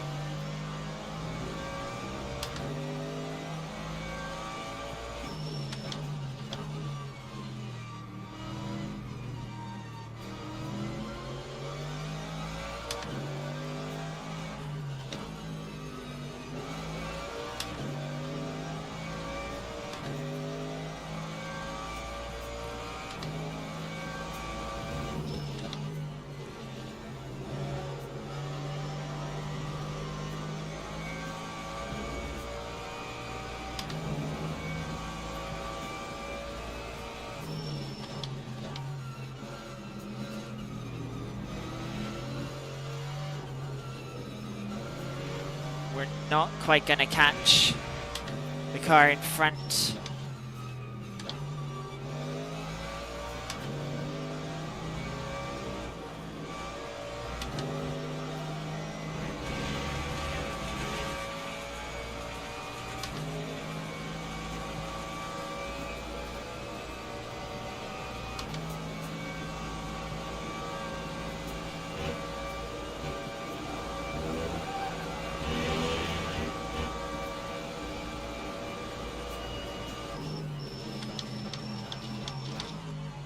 Yellow Mercedes missed its braking point.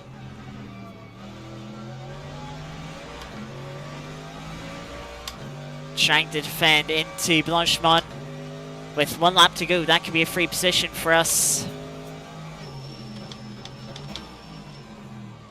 no, I'm too late on the brakes. Into the source. Can't get the drive off.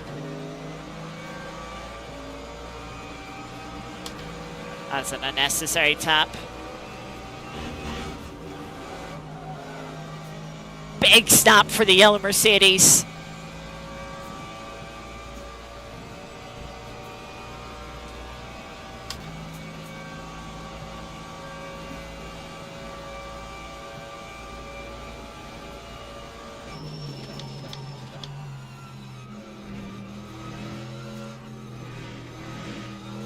That thing's actually brought another car back towards this fight.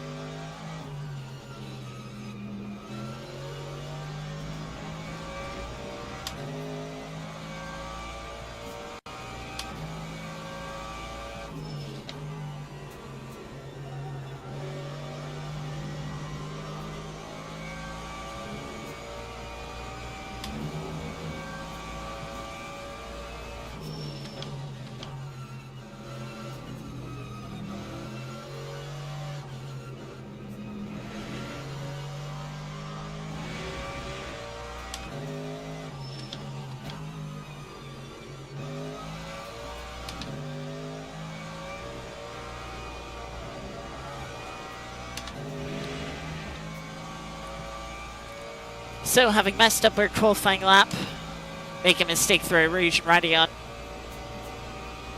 starting in the back, and then getting taken out on the first lap as well, just to add insult to injury. We fought our way back up, back through the field.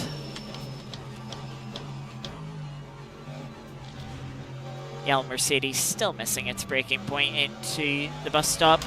That might have given up P11. But we will take P10. A lot of fighting there, which is a little bit annoying.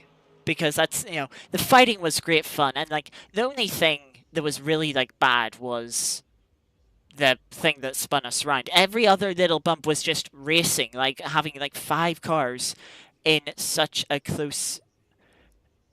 in such close quarters.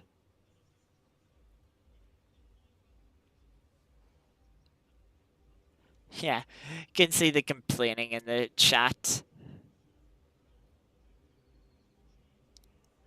But we will not concern ourselves with that. That wasn't too bad of a race. We'll do one more. Yeah, we'll do one more. Back to online. Yeah, because this starts... Next one starts fairly soon. Hang on. Unregister.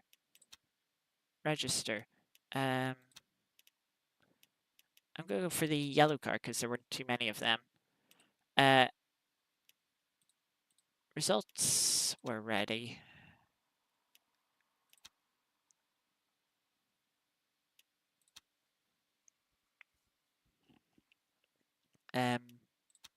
I'm not surprised to see 2 down arrows. Yeah. P10 not bad. For some reason it doesn't show fast lap.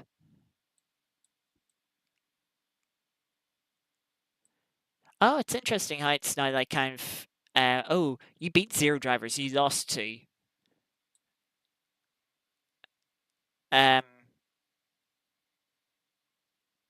Yeah, B11 drivers in the race, you lost to 9.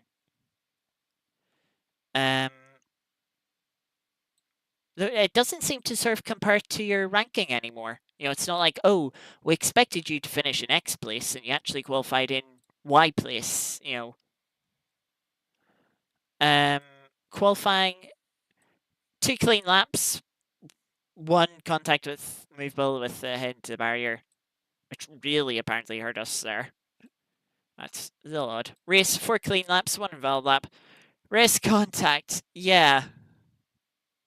Only -3%. That's not too bad. I was expecting worse. as they were all little things. You know, there was nothing too big. There was only the one. It might have been with Jack, maybe. I'm not sure. Um, but yeah, shame the lap times haven't saved.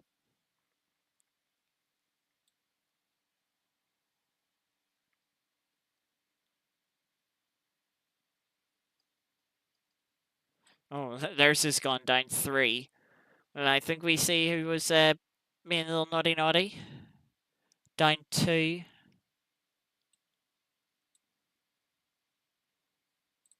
As well. Yeah, I mean, most cars in this battle lost safety rating.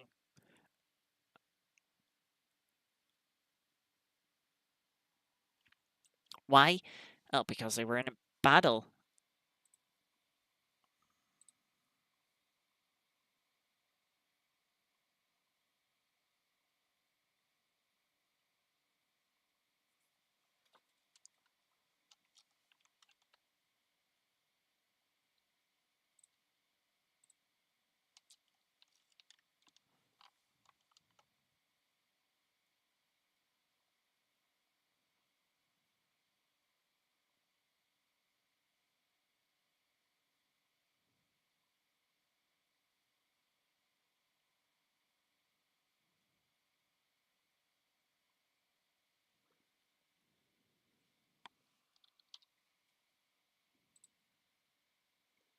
Yeah, it won't be too long before we get into our second race. Hopefully, we can qualify.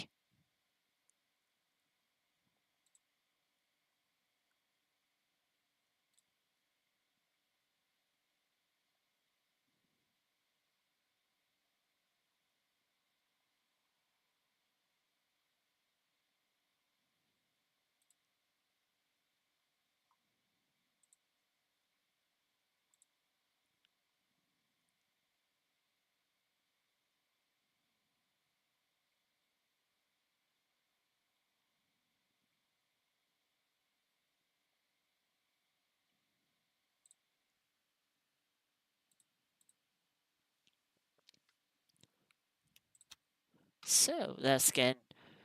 I assume we'll be still in split 2, given we were what, second rank last time. And yeah, we did lose a little bit, but we didn't lose that much.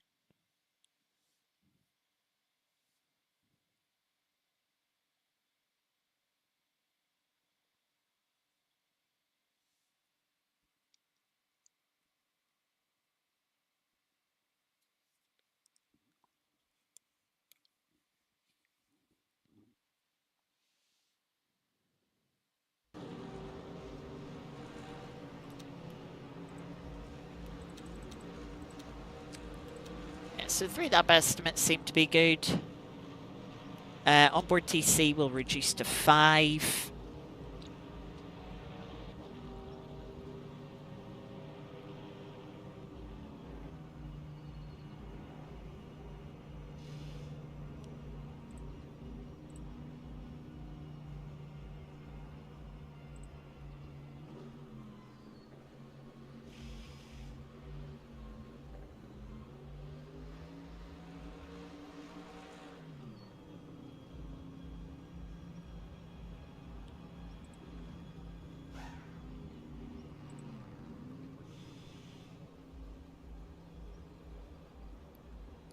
So we'll wait for qualifying to start. Then we'll get out and hopefully we'll have a clean qualifying session this time. We're number 7 ranked in Split 2 again. I can already recognise some names. Only 29 splits for this time slot, so a few less.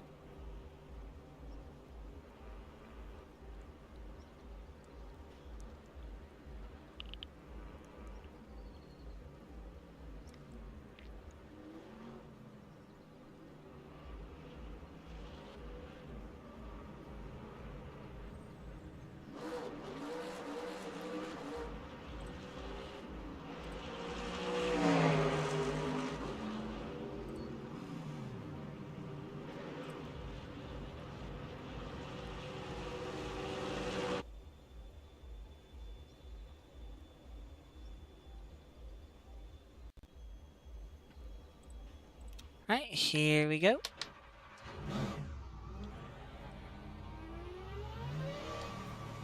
We're right at the end of pit lane, so we do want to get going. And someone's giving themselves an SG for driving out before the light goes green.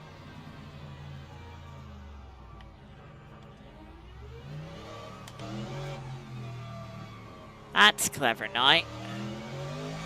That's basically disqualifying yourself from qualifying.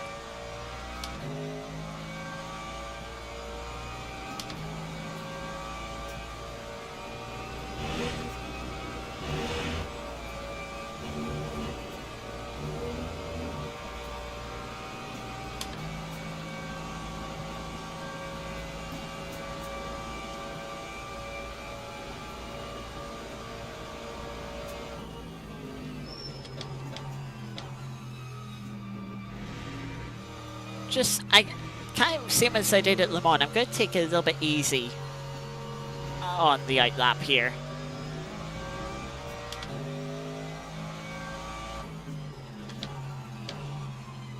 Try not to stress the tires as much.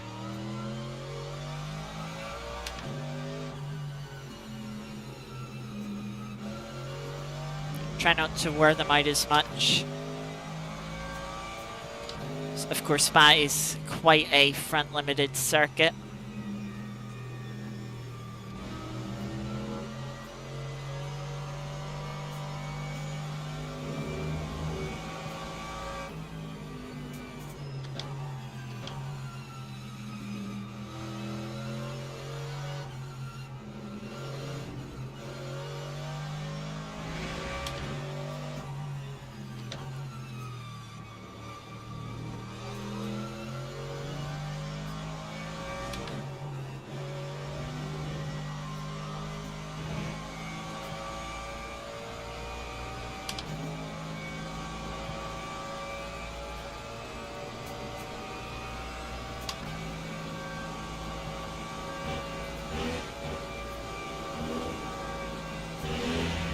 Blanchiment much easier flat out on quali fuel.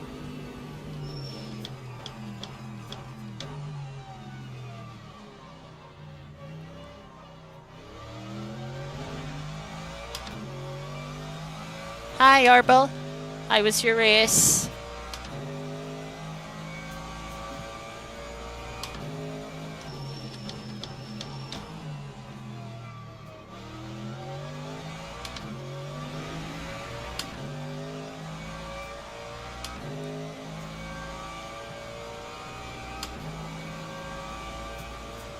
Awful. Oh, what happened?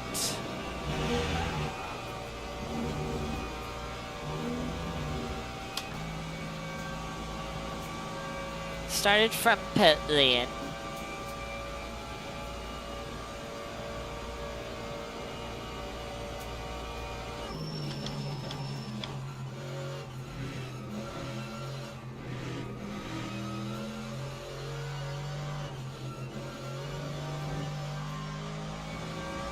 Managed to make it back to where you qualified, then got murdered by second place. Well, if you got murdered, make sure you put a report in so they can get penalized.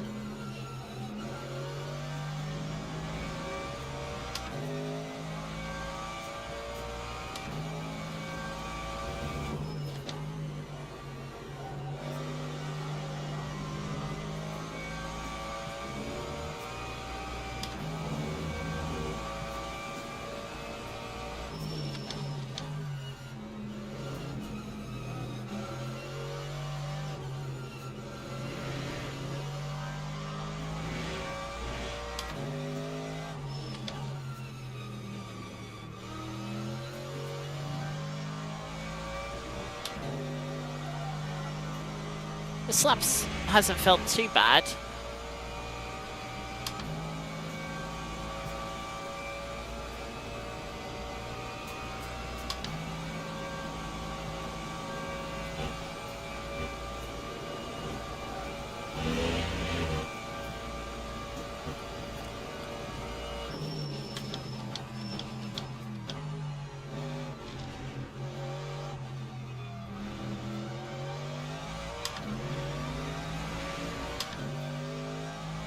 So our first flying lap, 22.4.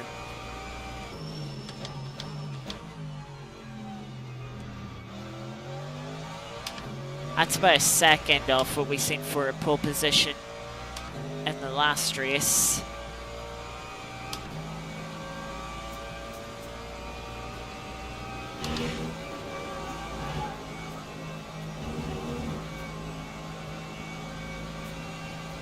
Oh, well, that validated. That's the same line I took last lap. That's not fair. Nice and consistent track limits. I did get a slightly better run from shifting up to 6th gear earlier.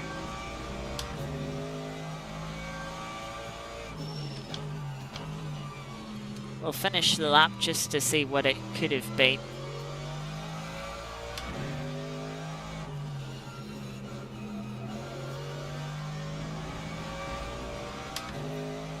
Four tenths up as we're heading to put on.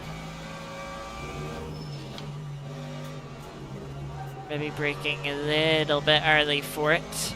Yeah. Give up over a tenth and a half.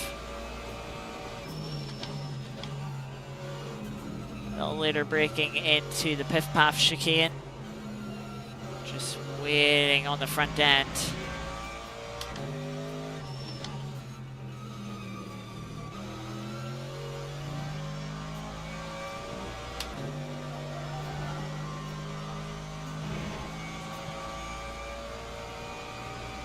Okay, lost some time through second half of the middle sector.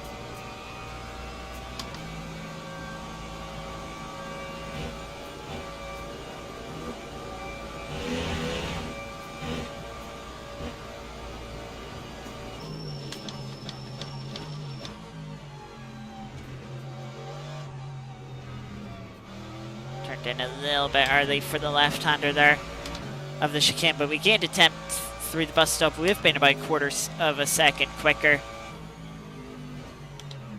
And what we still had 2.5 tenths in it.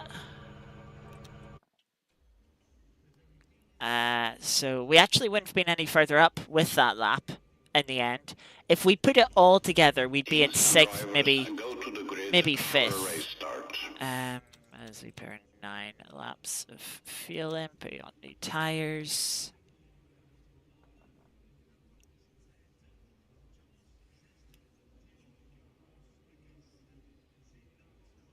Yeah, absolutely. Whenever this race is finished, it's only a 20-minute race, so yeah, about 25 minutes, let's say.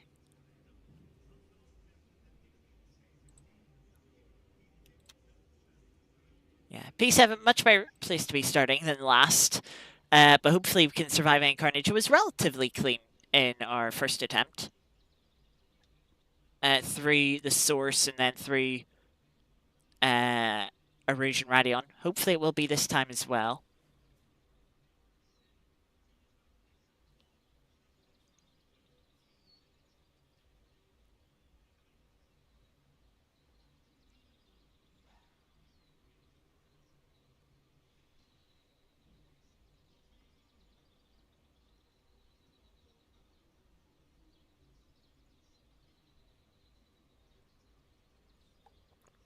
Formation lap has started.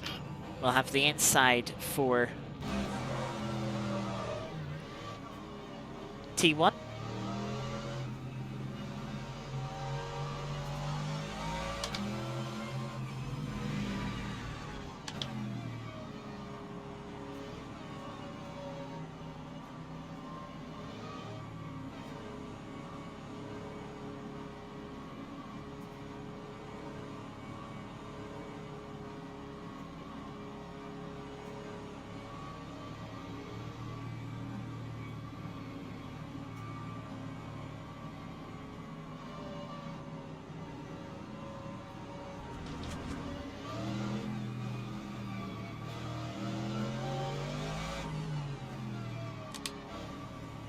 So here we are, ready for the start on the inside for the source. Green flag, green flag. Someone's got a DT.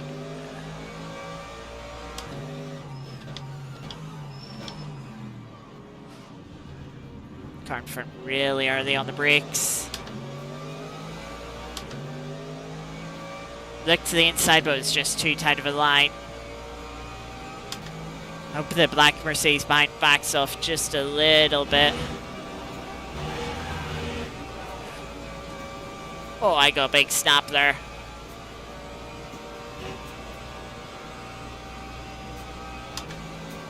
I'll take the track limit warning. Oh, we're going to be 3 wide.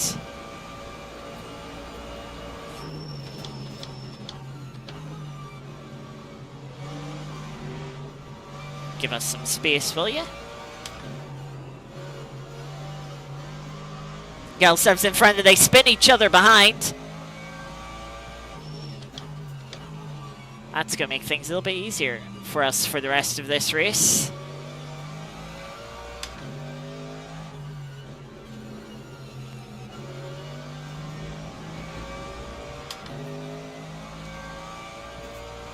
We're in P7 as the 7th ranked driver in the field.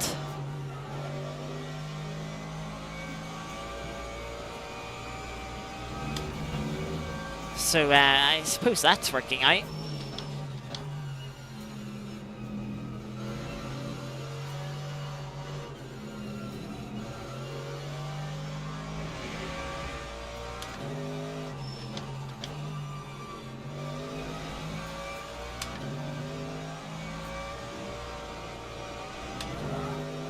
Car behind also has the DT, so they'll drop back. So we effectively have 2.5 seconds to the car behind. Hopefully can keep that gap. Welcome, Geeky. You join us at the end of the opening lap of our second and final daily race of the evening.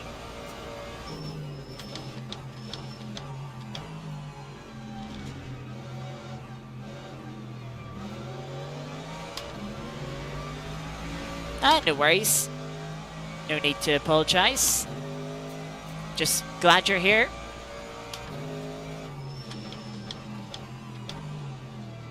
That red marked Mercedes really outbraking themselves.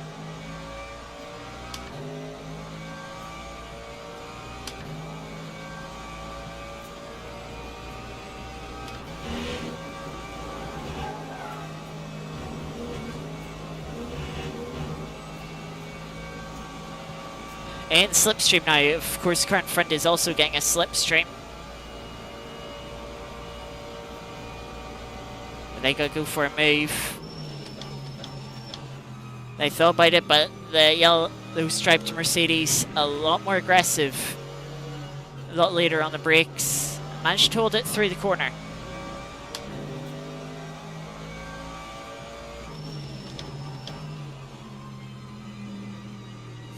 Having a look around the outside. Just try and put the pressure on. Make the Mercedes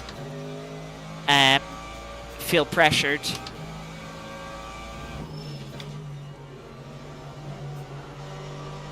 How are the tyres?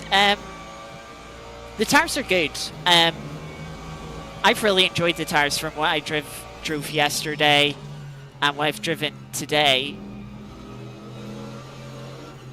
You can't abuse the tyres like you could with the old tyre model, the pre-June update tyre model that is still on the Hypercars and LP2s.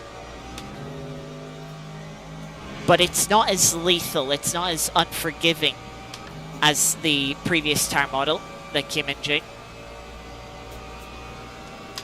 You know, like previously, if you had a slide in the car, you pretty much spun the car. There was no chance of recovering it.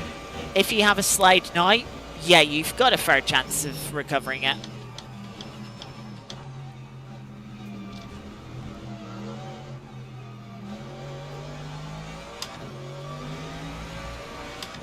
And it just makes it much more enjoyable. You don't feel like you're being punished as much for small little errors or for just pushing the car to its limit.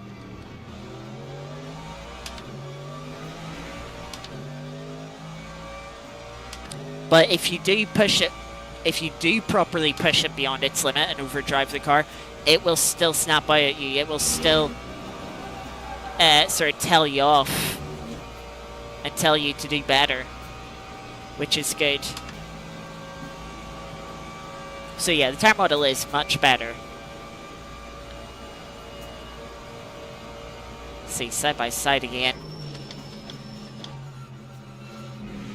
And they swap positions back round how it was before the red striped Mercedes made a mistake.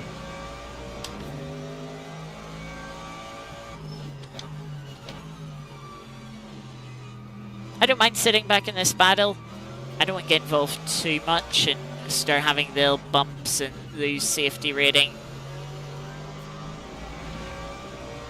And I don't want to lose time to the car behind either.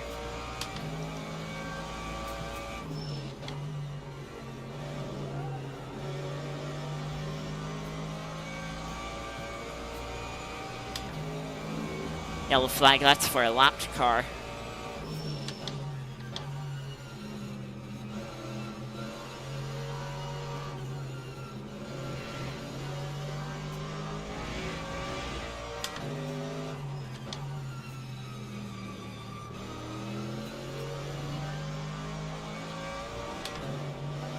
A lot of gravel from the car in front.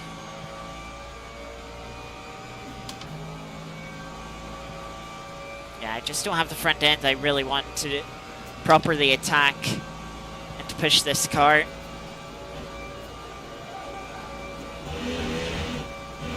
So just want to keep it clean, don't want to exceed track limits, don't want to have any bumps.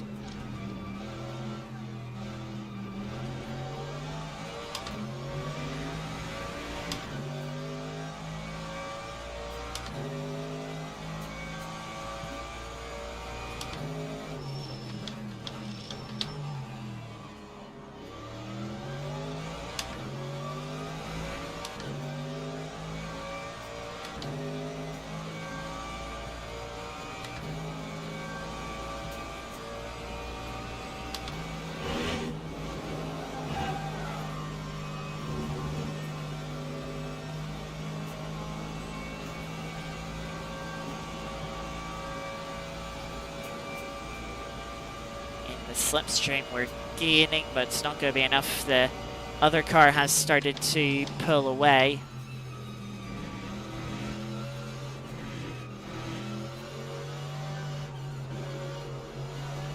A lot more gravel being kicked up in front.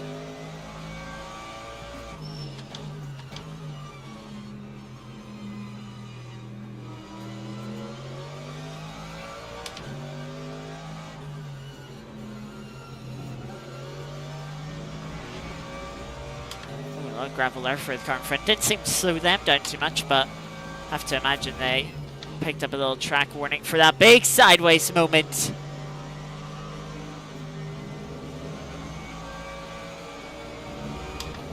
Really squeezed us to the inside curb there, and had this not been a daily race, I would have forced the issue, but I don't want the contact here.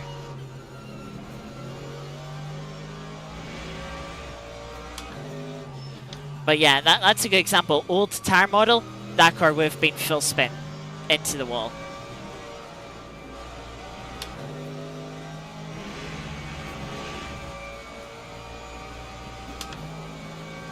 But new Tyre model, you know, you can't save slides like that, which is great to have.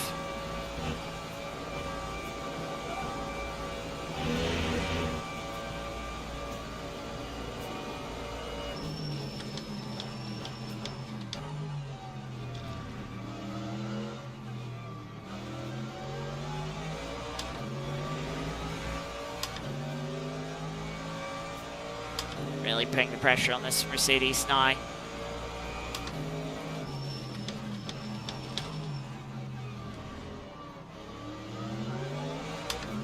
Oh, they held it well round the outside. Car behind's starting to close in, which I'm not happy about.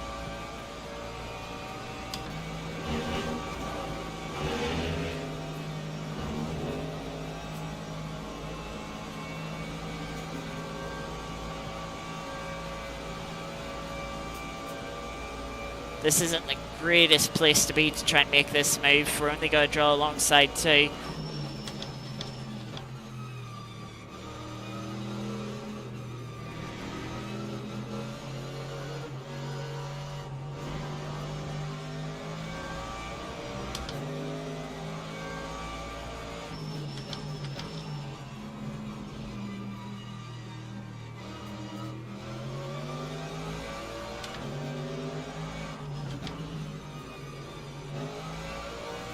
We're really having to go at this.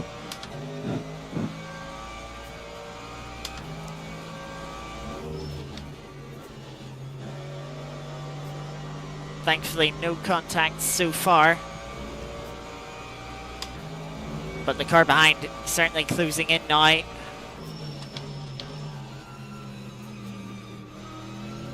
Hopefully things don't get messy when they catch up.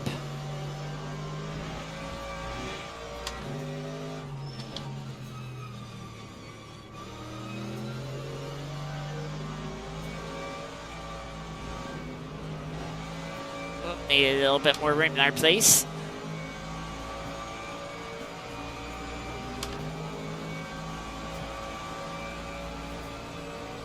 Yeah, I was right on top of the curb. I couldn't have done any more. Okay, just shove me off the track as well, why don't you?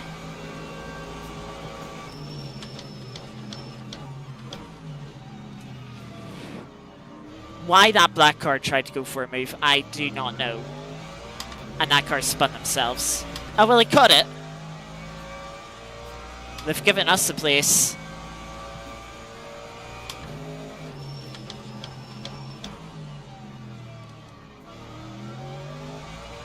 Now I want to try and run away with P6 because I was starting to get too messy. That's where the safety rating would start to hurt.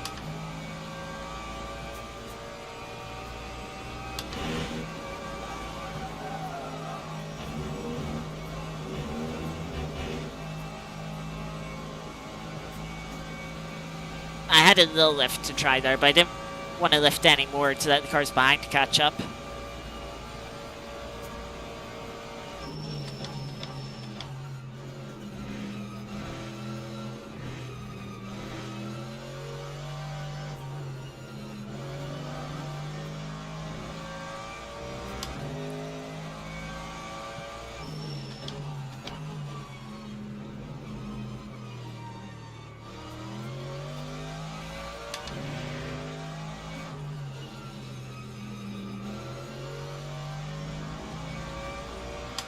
Car behind does have a better personal best lap than us.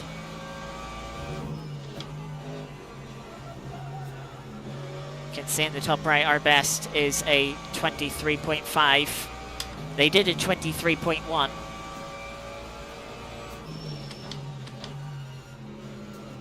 But whether they can continue to do that, especially now that we're in free air, we might be able to go a little bit quicker as well.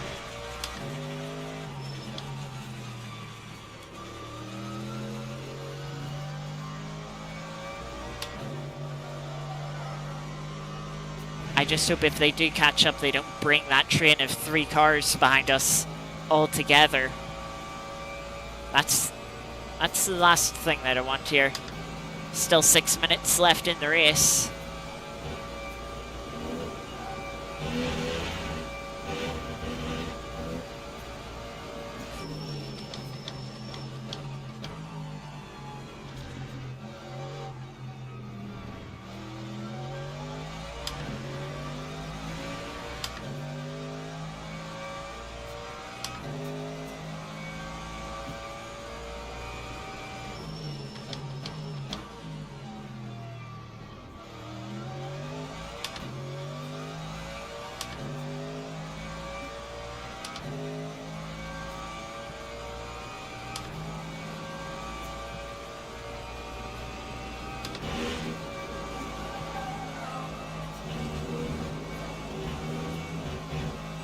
Just really struggling to keep in track limits there.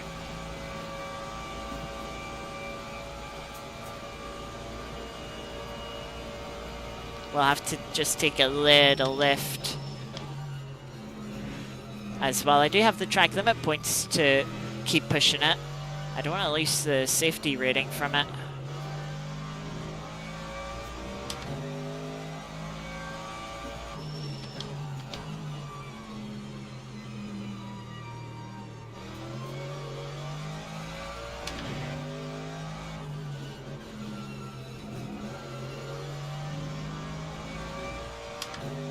Car behind run into the gravel a little bit. But as we've seen, that doesn't seem to slow you down too much.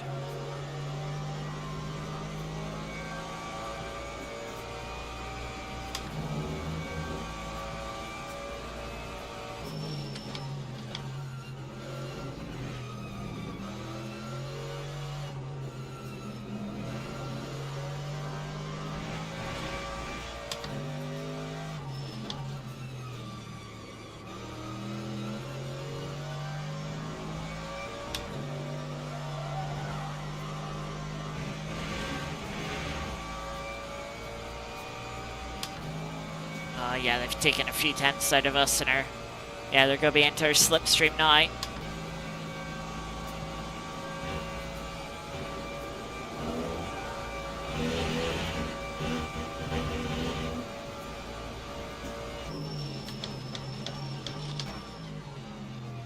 braked like a meter later there, or two, but I feel like I went so much deeper into the corner.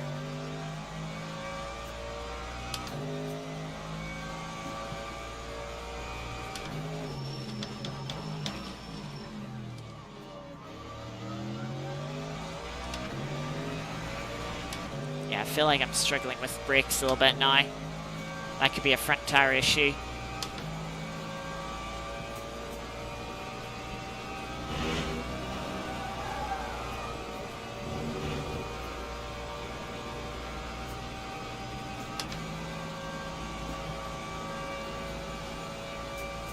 Yeah, so just bringing the brake brace rearwards a little bit, see if that'll help with the tire wear.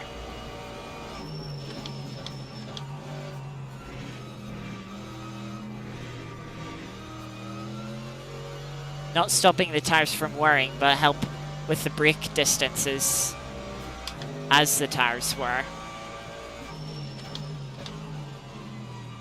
I don't feel like this is gonna go well for me.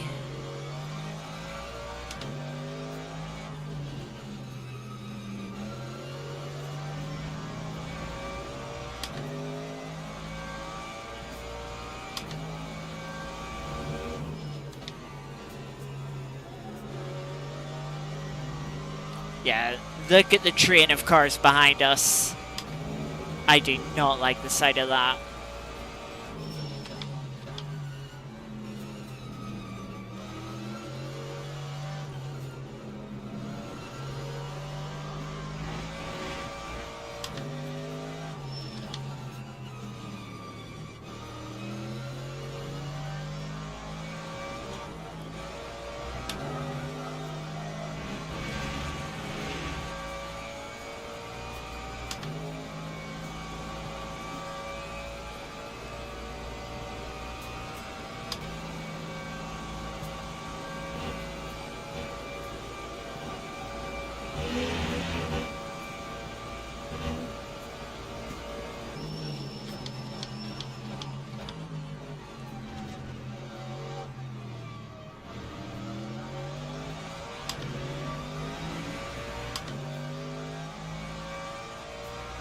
Can we hold on for one more lap?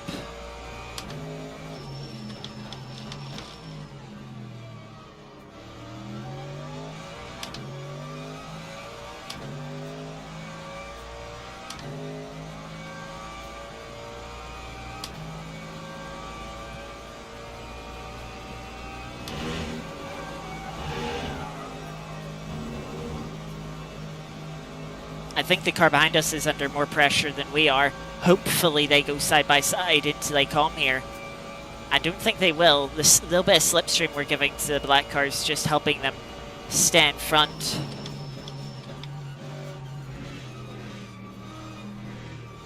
They really missed their braking point there.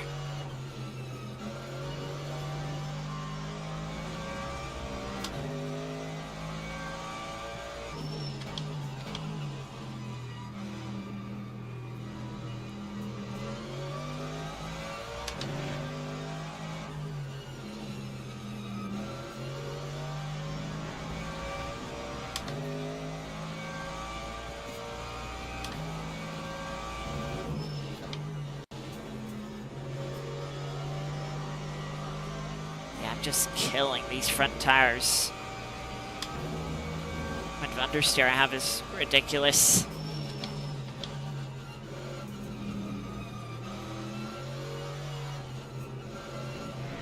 But we do not have long to go now.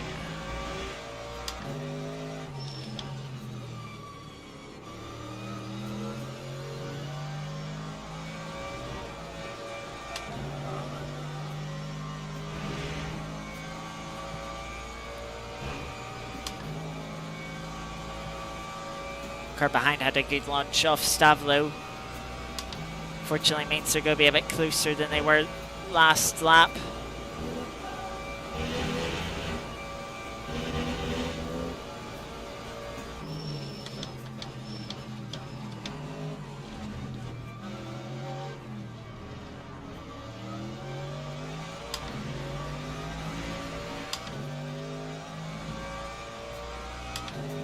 Just about hold on. Oh, that's a 100th race. That's a bit of a disappointing 100th race. Yeah, look at those lap times.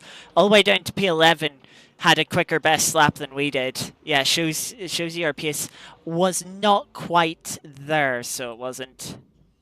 But we held on. We didn't make any mistakes despite our struggles.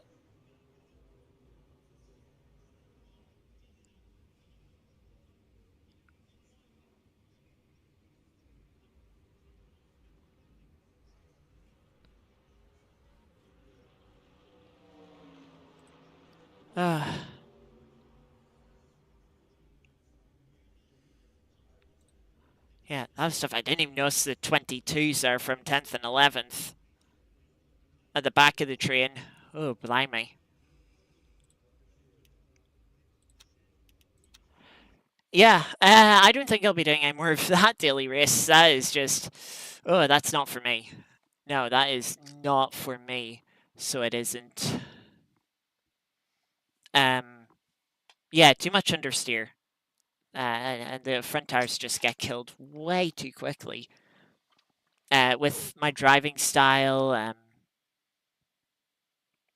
and yeah. So we'll sit here.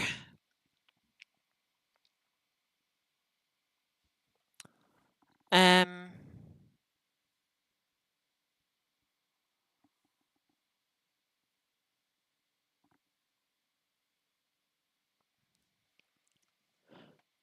yeah, we'll sit here for a minute or two while they generate.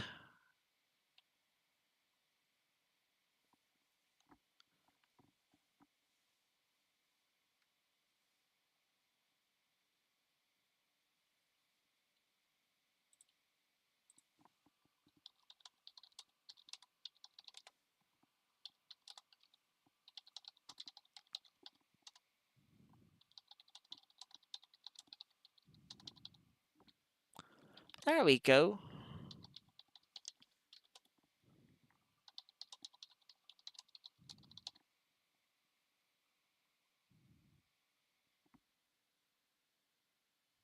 Hey, they're positive.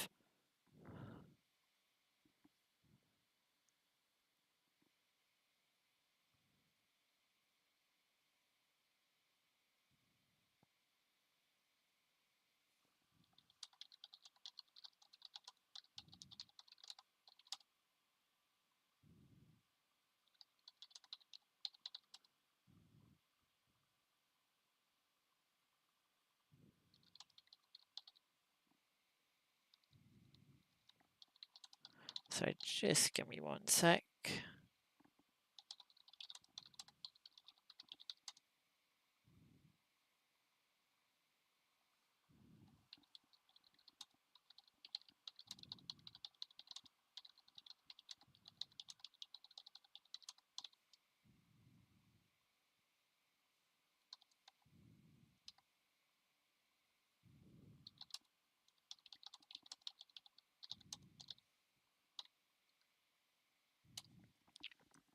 So yeah, let's see.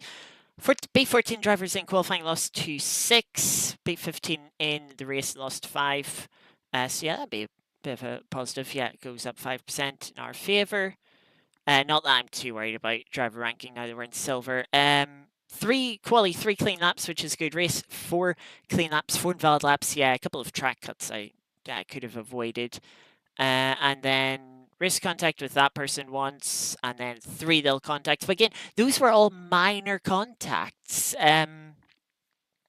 So I mean, good to see that despite these numbers not being the greatest, uh, good to see that the ranking still went up. Not by a lot. I'd like to have seen it gone up more, but hey, well, I think we're pretty net neutral at the end of those two races.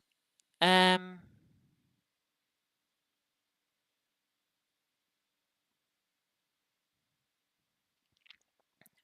so yeah, that person lost safety rating.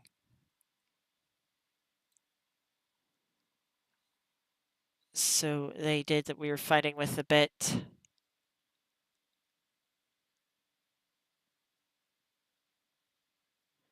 Yeah, someone at B0 lost 3 arrows. Oof.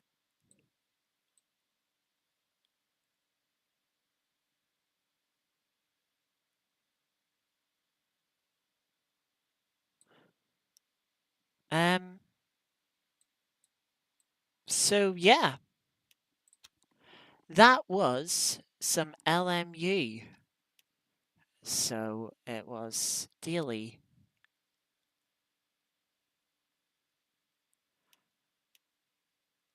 Oh, I just see the other thing is LMGT3 fixed at Fuji, which might have been a little bit more enjoyable than that for me. But yeah, we would have had to have waited 20, 30 minutes at the start. Well, we could have got the weekly thing in.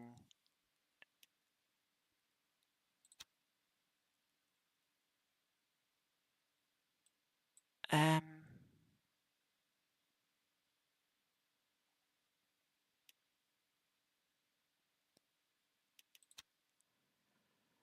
but yeah, that is going to do it for today's stream. We had a few good races, so they were fun. Um, yeah, not much more to say. That Tyre model is a good improvement. It is more enjoyable, a little bit safer for people. Um,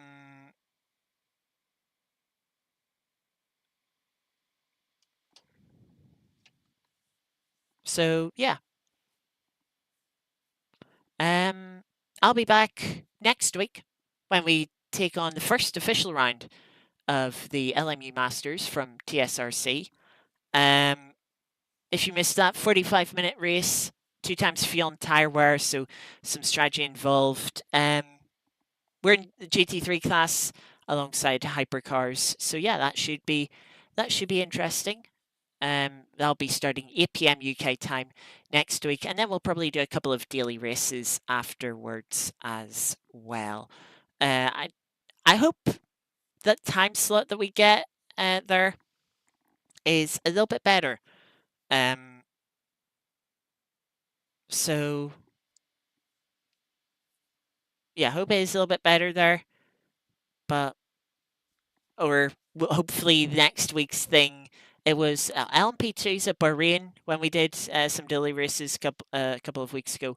Hopefully, there'll be something more interesting like that. But yeah, we'll see. But yeah, thank you, Alex. Thank you, Artie. Thank you, Geeky, for joining in, chatting a little bit. And to those that have been lurking as well. Hopefully, I'll see you all next week when we return for some more LMU action with round one of our LMU Masters and with some more daily races. But until then, take care, everyone. Have a good rest of your evening and a good week. And I will see you next time. Take care. Bye bye.